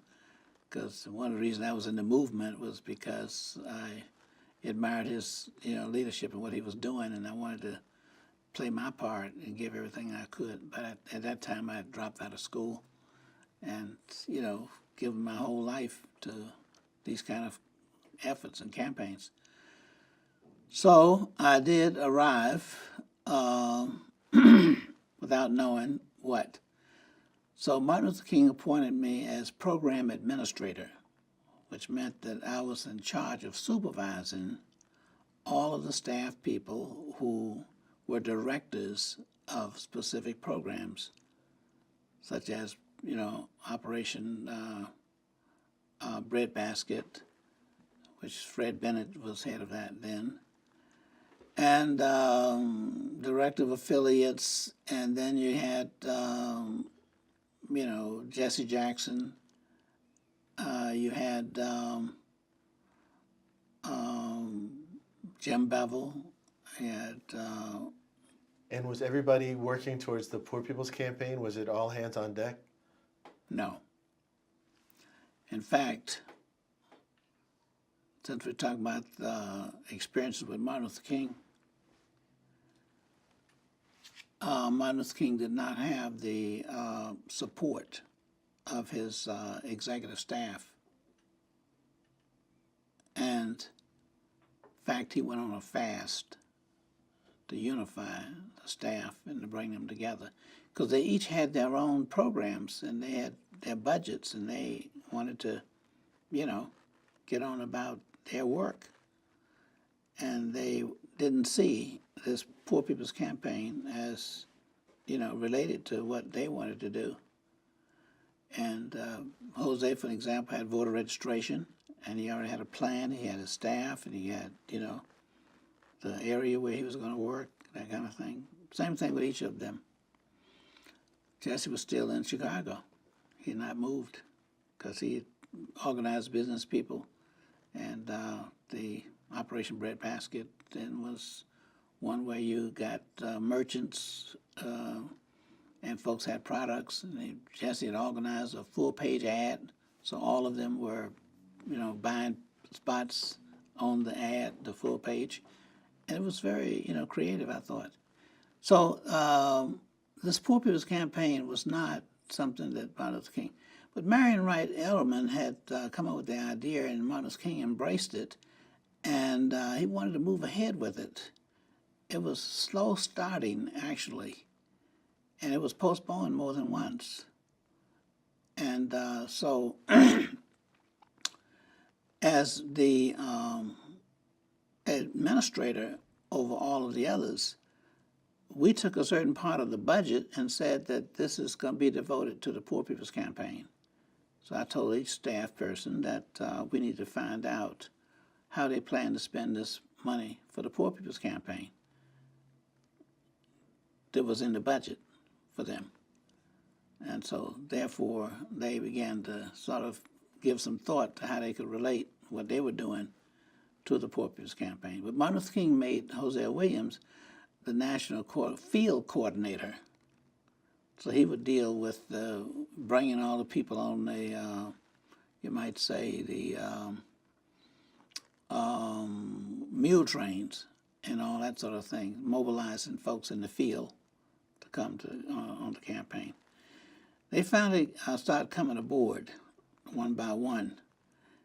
And I had this conversation with Martin Luther King in the office after the staff meeting was over, and we were calling it the Poor People's Campaign, and usually our campaign was related to racism and overcoming segregation and those kind of things, discrimination and that kind of thing. So we were talking about, black people for the most part. So I said to Martin Luther King after the meeting was over, just the two of us, I said, Martin Luther King, we're calling this the Poor People's Campaign. He said, yes. Mm-hmm. I said, well, there are, and we said in those days, there are Chicanos who are poor. You want them to be in, he said, yes, we want them to be involved. I said, okay. And so I said, what about the Native Americans? He said, well, yeah, Native Americans. So by this time, he turned around and looked up at me because he had anticipated the next question. I said, well, Dr. King, what about the poor whites? And he said to me, a little disgusted, he said, are they poor? I said, well, yes. Well, we want them involved. Okay, all right, the poor whites. And who's the leader of the poor whites? Okay, I said to myself. So I began to mobilize them, and I got Tom Houck. And Mrs. King came to me and said, he's our driver and everything, et cetera, but he's just so anxious to get involved in this, actions and campaigns and everything. Could you take him? I said, yes, I'll take him. Young fella, enthusiastic, just full of energy, So I gave him an impossible task. I said, all right, Tom, we want you to go and find the leaders of the Native Americans, the different groups, and the Hispanics, okay, Chicanos, and the poor whites. So at my surprise, Tom Houck had gone out there somehow and found different leaders of these different groups, all the way from Washington. But I did know some of them already because of the campaign we had to end the war in Vietnam in New York the year before in '67. Okay, we had mobilized some of these Native Americans, and also the Chicanos, like Cesar Chavez and all of them, etc. So we just simply followed through and located them for this campaign. And we had a meeting at Pascal's, and that's where Martin Luther King was introduced to Cesar Chavez and Corky Gonzalez out of Denver and all the other people. And the labor union played a very important part in identifying these different ethnic groups because they knew them, and they were very much a part of the movement. So we were very excited about Rose Crowfly High from Seattle, Tilly Walker from North Dakota, and Mad Bear Anderson from the Iroquois Reservation, and just a number of them. And also Dennis Banks, from AIM, group, and stuff like that. And so it was really on the move when we got this Poor People's Campaign going. Can you sort of walk us through the discussions, what it was like to be in this room when it's sort of, I imagine some heated debate, and then Dr. King deciding that he had to take this fast, and how long was the fast? Yes, when Martin Luther King came up with the idea of the Poor People's Campaign, it was after all of our staff people had received their budget for their particular projects, such as voter registration, direct action, the affiliates, okay, and citizenship education, down the line. Those are programs that were sponsored by the Southern Christian Leadership Conference, and they had directors of those programs. And when Martin Luther King came up with the idea of the Poor People's Campaign, people felt already committed to what they were working on at that time, most of the people. But then there were, some few others who supported the campaign, but those who did not at that time felt very committed to the staff that they had to supervise and all the plans they had made and places where they were scheduled to be and that kind of thing. But after Martin Luther King went on the fast, that was an opportunity to reunite people and get them to think collectively how they could participate. And plus, I separated their budget, so that a certain amount of the budget was devoted to the Poor People's Campaign, and I just simply asked them how they want to use it. So I didn't argue with anybody. There was some debate and that kind of thing, but I don't participate in, unnecessary, debates. Okay, my approach basically is to get people to continue to think and come to their own conclusion. But I think the questions that you ask them will be really the tool that's used to be helpful to them. So what you try to do is help people continue to think things through, and sometimes they come to a different conclusion. We were talking about the Poor People's Campaign. Did you know then, or was there some hint about the FBI's sort of disinformation campaign, and did you have any hints that the FBI was trying to sabotage it? Oh, well, I don't know specifically what the FBI, did during that period. One of the things I can tell you that was discussed was that the people from, say, for example, the home for the psychologically disabled, we had noticed that a large number of people showed up who did have some kind of disturbance, and there was a rumor out that they had sent those people into the Resurrection City. They were on the mall, that's what we called it, Resurrection City. And their behavior purportedly was somewhat disruptive. And I remember encountering some situations. For example,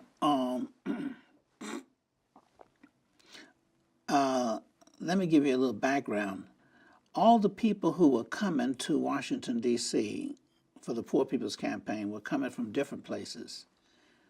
All of them didn't come through the mule train, for example. Some came from the north and some came from the rural south.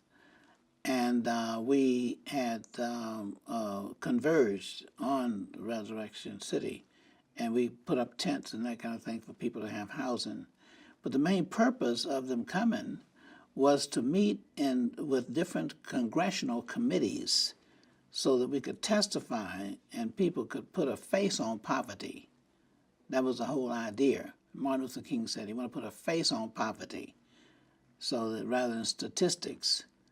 And Marion Wright Edelman, for example, was the one that listened to a lot of the testimony and was able to put that in legal language so it could be incorporated into the bills that were there in Congress. So she was able to be extremely helpful to us in doing that, listening to the testimony and then translating it into the proper language so that those issues would be relevant to bills that were on the floor. A situation we ran into, for example, in the Poor People's Campaign was one where a fellow came to us and in the office, our business office. We had a business office set up there, and Stony Cook was the person who was in charge of our finances.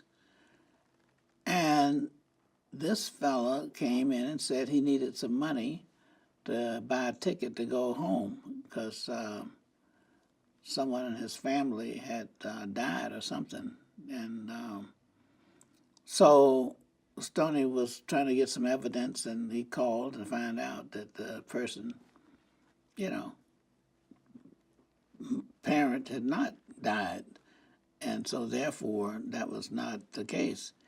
And this person drew a gun. And I remember distinctly Stoney looking at the person and slapping the gun, and the barrel, went out of the gun and hit the floor.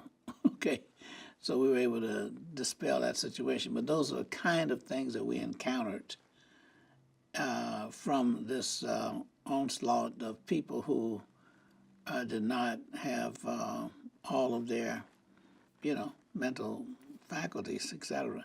There was also a rumor that the clouds were seeded, and that's why it rained, particularly in that area. So we're dealing with mud, and they're dealing with slush and all that kind of thing, etc.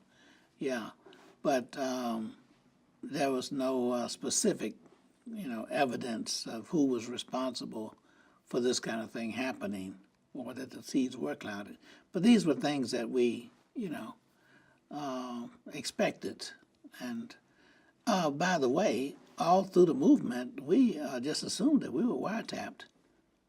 Yeah, we could hear on the telephone in those days. You could hear some kind of buzz. All right, and in fact, Abernathy had a name for the wiretap. We called it doohickey. Okay, etc. So we just assumed that that kind of thing was happening. Can you we're going to lead up to Memphis and the assassination and the aftermath. Can you talk about King's mood here at the time? You're talking about how he never seemed to slow down in the earlier parts in 63, 65. People talk about how sort of weary did you notice a difference in him in 66, 67? Yes. In fact, the Poor People's Campaign was spun out of Martin Luther King's frustration when he saw the little children in March, Mississippi, just, with swollen bellies and stuff like that. And I remember his talking about it. It was like, being a third world country. That's what we called it during those days, third world. And he thought that more progress would have been made by that time. And he was disappointed that there was not more progress being made. And so his solution was, rather than go around making speeches about the conditions of poor people, he would put the poor people in front of the people who make those decisions. And that's why we call it putting a face on poverty. He wanted their faces to be in the faces of those people who are making decisions about their lives. And for example, the food stamps, in that day, if you're going to have a federal food stamp, federal food program, you had to have the local government request that and propose that, but also they had to be responsible for the storage and distribution without any compensation from the government. And that was one of the conditions for having it. So the local cities and the local governments decided in many cases, like Marks, Mississippi and other places in the rural areas, that they wouldn't give them free federal food because in that case, they said that they couldn't get people to work. If they're going to get free food, they could eat. And that's all they were able to do during that period. So therefore, while the food program was available, they didn't have access to it. And there were a lot of kind of issues and procedures and things that affected poor people that Martin Luther King thought, should be changed.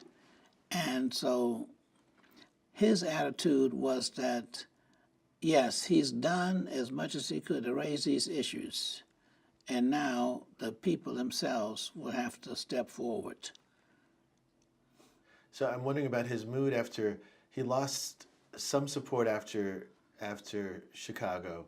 He lost some white support. He lost a lot of black and white support after Riverside Church, and now he's in this period with this Poor People's Campaign, and calling this maybe his last campaign. Can you talk about just personally? Did you ever have any personal discussions with him where you saw him down?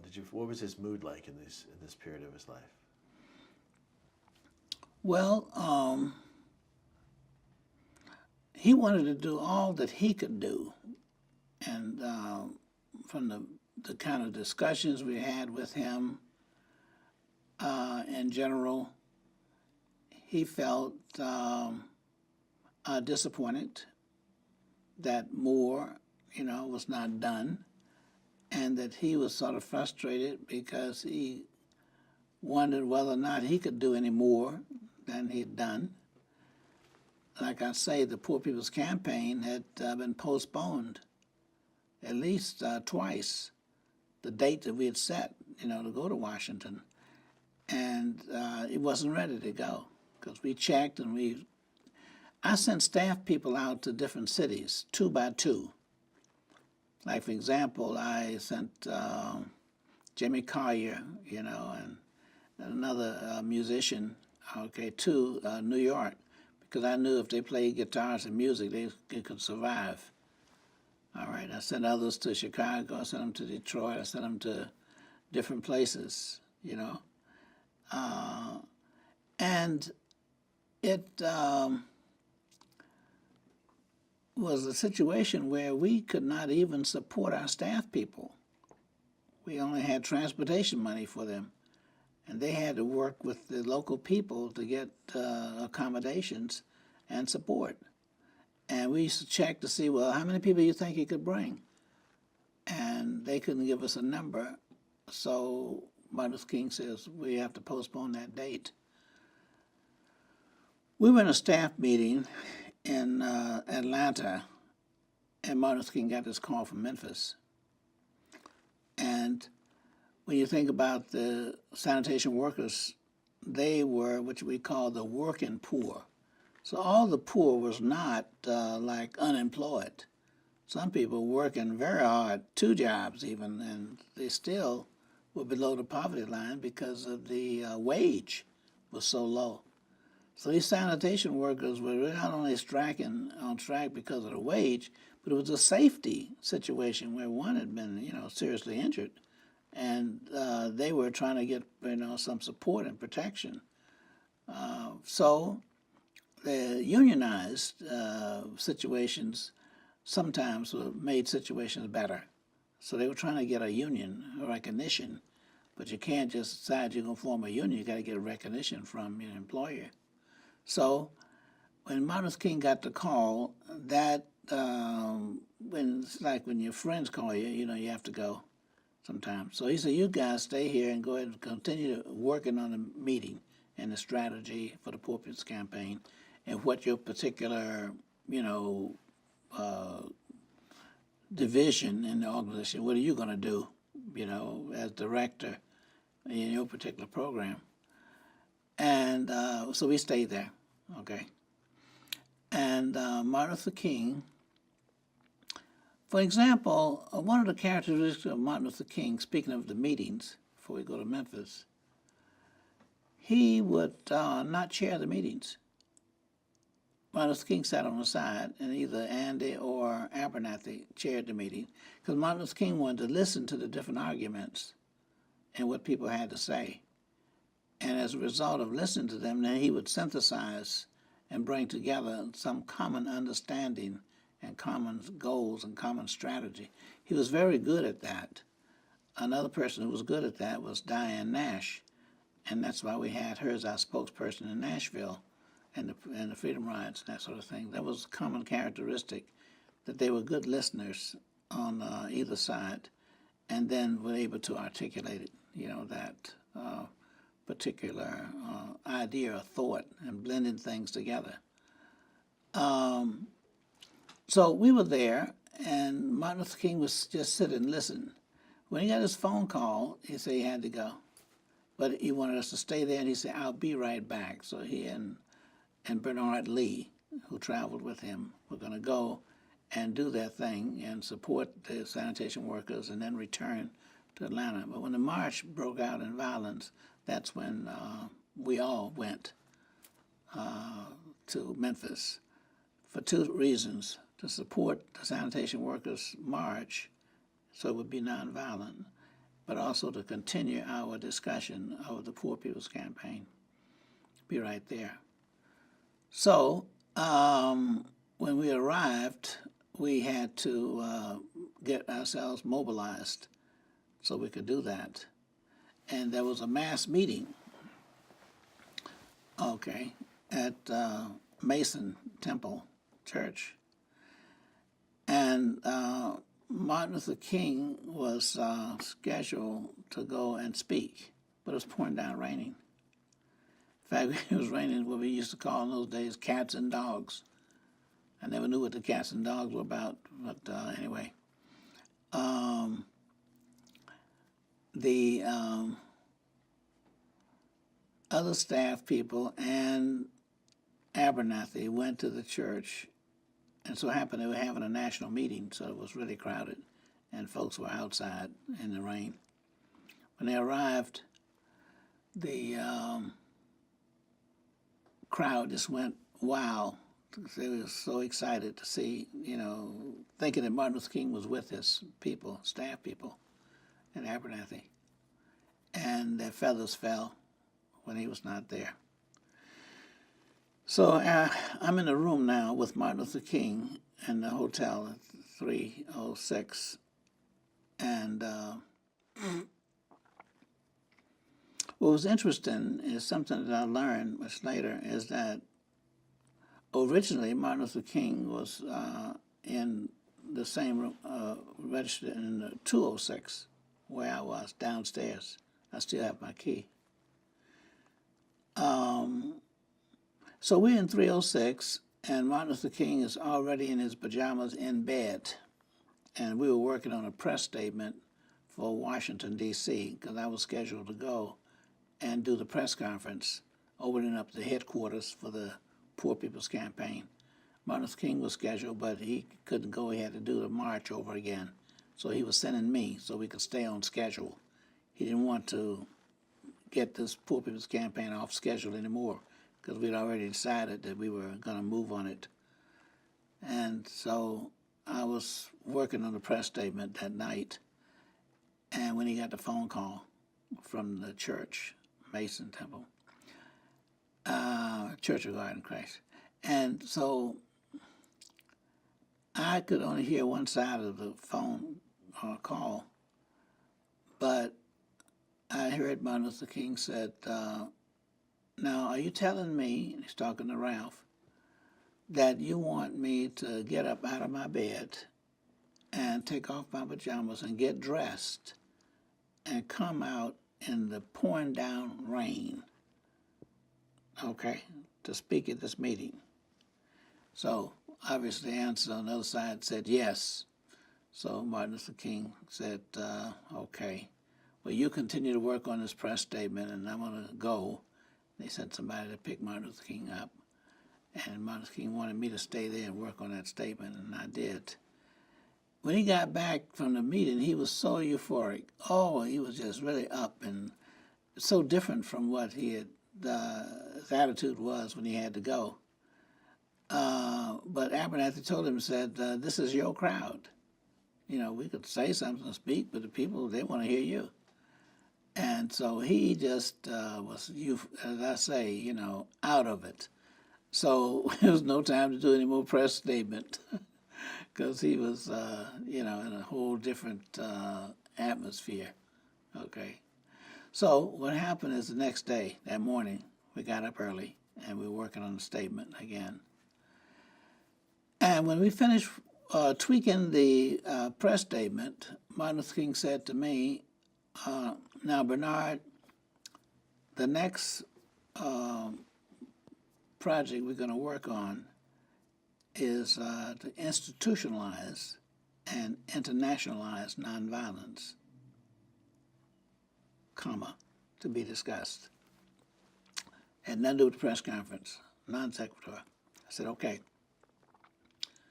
So I went and got ready and went to the airport later on. And when I arrived at the airport,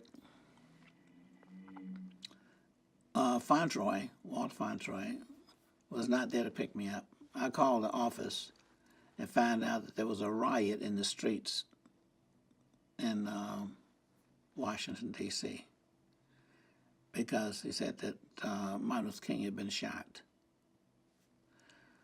Well, I have to say, you know, frankly, I didn't think he would die because he had been stabbed before in New York, and he survived. So being shot, okay, that certainly would, you know, we don't know what extent that would have in terms of his, you know, physical health condition, but I did not, in my mind, it was just not one of the things that, you know, and so I picked up the battery, the phones around the airport, and there was, you know, a circle with phones on it you could pick up. So I dialed two numbers. One was AP, Associated Press. The other was United Press International. I had both phones, and I explained who I was. And they were reading from Memphis the ticker tape that was coming through. And I heard the reporter from UPI break down in tears. He was snorting and that kind of thing. That's how I found out that Martin Luther King was killed. They didn't tell me Martin Luther King was killed. But when he went into this, you know, thing, I knew. And so I let him loose and hung up, told him bye. The others. I managed to get to the office down in 14th and U, and as I was going through, the streets were crowded with people rioting and that sort of thing. And there was Walter Fontroy and Stokely Carmichael in the streets trying to quiet down the crowds of people. People were absolutely hysteric And wow, one fellow ran to us and begged us to call the fire department, because what he'd done was thrown a Molotov cocktail in one of the windows of the buildings downstairs, stores. And his grandmother lived upstairs. It hadn't occurred to him that the flames were going to go up. And he was just frantic, just wild, crazy. We had to calm him down. So people were going absolutely berserk out there at that time. I haven't had time to grieve. We had to do a funeral. We had to do the garbage strike workers, campaign, and get union recognition. And then we had to go and the Poor People's Campaign. And then I had to figure out how was I going to prepare myself to do,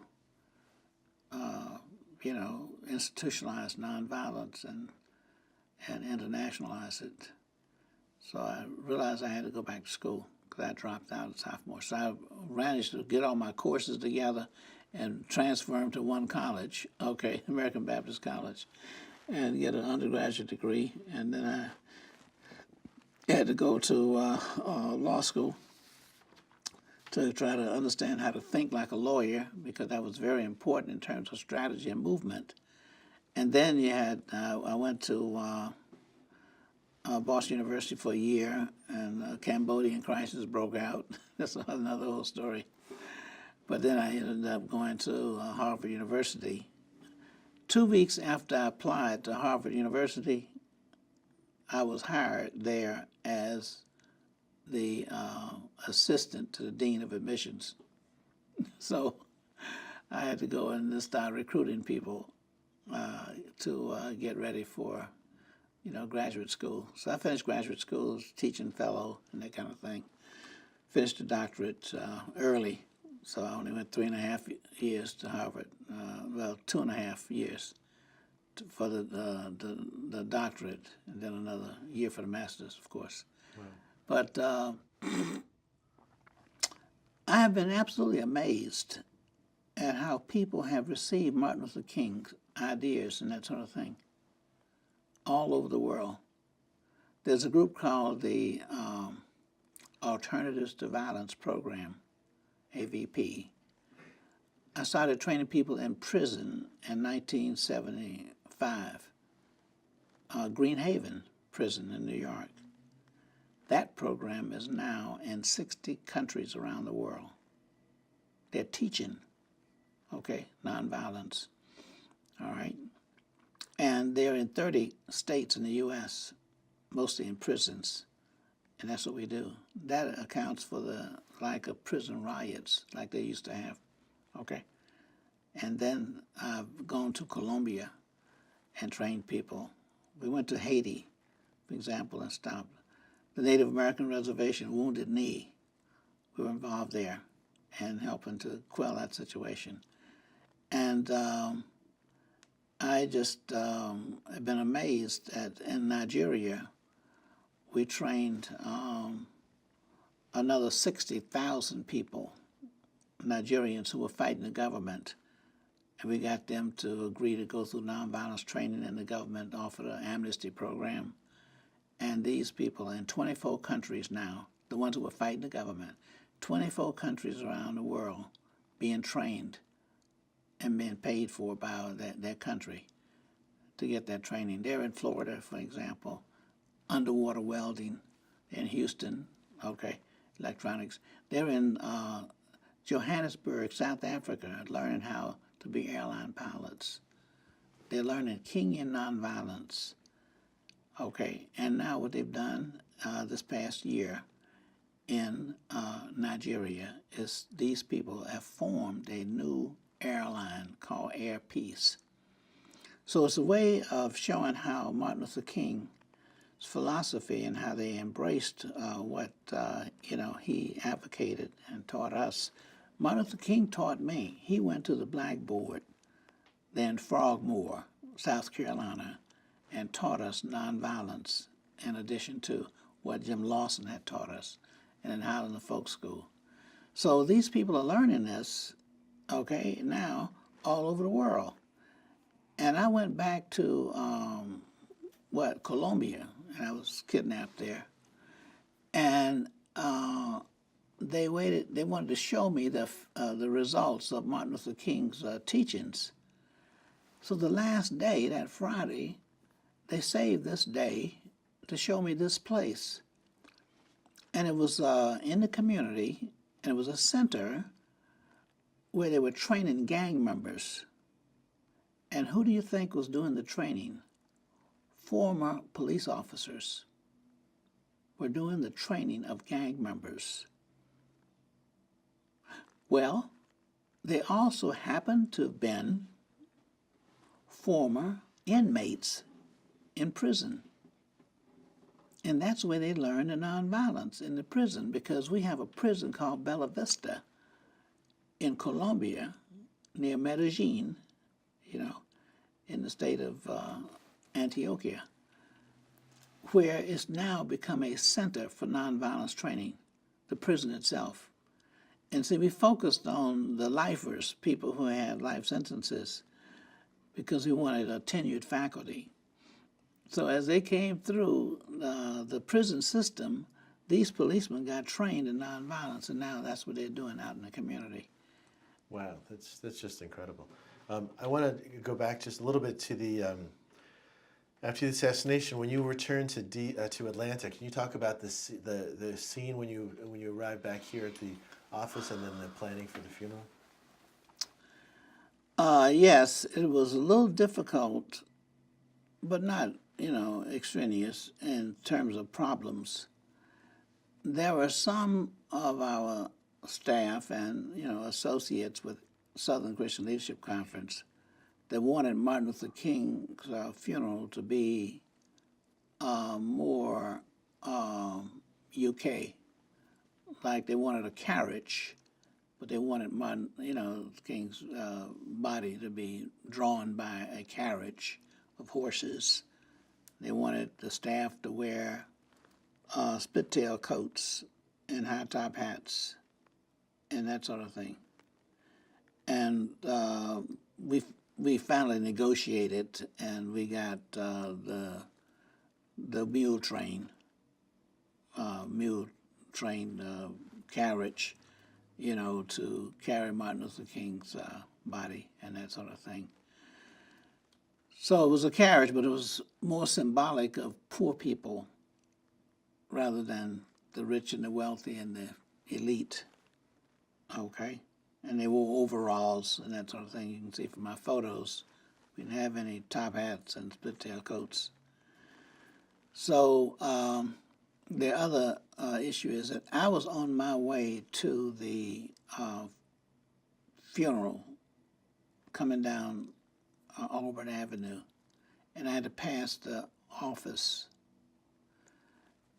And the office door was open, our SCLC office, and people were bringing things out of there. I was, program administrator, so I was one of the top administrators, so I knew the office wasn't supposed to be open. So I went across the street over there, and sure enough, it was a test of my nonviolence. These people were taking things off the wall and off the desk and everything else, and I had to calm them down because they were frantic and they were wailing and moaning and groaning. So they're not like thieves. They were people who had felt they had lost Martin Luther King, and they were just trying to find something they could hold on to that Martin Luther King perhaps had touched. And would you know that it's sort of a country thing, but sometimes even executives who grew up in the country, when they got to their desk all day, sitting at their desk, they would take off their shoes. So there's somebody who think that they have Martin Luther King's shoes because they were under his desk, but they're Abernathy's shoes. Okay.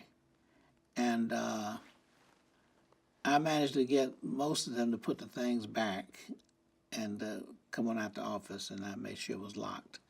But I missed the funeral because I was working in the office trying to preserve, these things. So that's just another sad thing that happened. But I got there in time to see Robert Kennedy and some others come out of the church, and but the wagon had, gone off. Marion Rand Edelman talks about how King's legacy has been sort of sanitized and co-opted by all different sorts of people today. How would you like? How do you want him to be remembered now? And I mean, do you think that we? How do you? What do you think the misconceptions are about how he's portrayed as a historical figure? Well, I would say that different people have different interpretations and different views, and that's the case in many situations when you have people as well known as Martin Luther King. For example, in Cuba, they have a Martin Luther King Center next to Ebenezer Baptist Church. I hope to dedicate that. And they got Reverend, Suarez, Raul Suarez, and he has embraced Martin Luther King, has brought the churches together. He was the one that got Castro to come to and speak at a Catholic church there in Havana. And he is now working on, they call the Fraternity of Baptist Churches, and making an ecumenical community and bringing in the Afro-American Center and that kind of thing, etc. So Martin Luther King's birthday is recognized by over 100 countries throughout the world, and they places where Martin Luther King has never been. But they really admire him, and his birthday is celebrated in more countries than any person except, Jesus Christ. So I'm very curious myself as the interpretation of how they see Martin Luther King. In their day and time, Martin Luther King represents what they were looking for in terms of the future of their countries and that sort of thing. They got the inspiration from Mahatma Gandhi and Martin Luther King. But even in Durban, South Africa, where Mahatma Gandhi's granddaughter lives, they are interested in wanting to learn more about the teachings of Martin Luther King. And so I would say that because he lived during our period and our time, that people were able to glean a great deal from him and his writings. And because they were, in English, they are probably more distributable throughout the globe. Right? There are some people who, and he got a chance to write books. And in that short period of time, you're talking about 12 years, Martin Luther King, you can see why he was busy, okay? And during the winters, he used to take off and go to the islands, and he'd be writing everything he could find. He just constantly wrote. I was talking to Mrs. King, and she found sermons that he'd written, and she had just found them, at a recent period, et cetera. So he was prolific, and I think that's the thing that makes the difference. And he's quotable. So my point is, what he left for us in terms of a legacy is more than we can comprehend in our lifetime. I am still learning about Martin Luther King. Just recently, like this past week, I learned that the people in Colombia and the people in Cuba were working together, and that was one of the reasons why they came to a settlement. And that was basically because Suarez had been very much involved with them in Cuba and even the FARC. And there are people who have been trained in Kingian nonviolence in both places. And they were able to influence the people there in helping their government rather than having continuous wars and that kind of thing to come to some conclusion. So Martin Luther King and his teachings are still having effect. It's multiplying. So it's not a thing of the past. That's the thing that is so amazing. It's not only not a thing of the past, it's what will help preserve our future. And my prediction is that in the present crisis that we have facing now in this country and in the world, those who would rely upon the teachings of Martin Luther King will inevitably find a way to make peace with each other.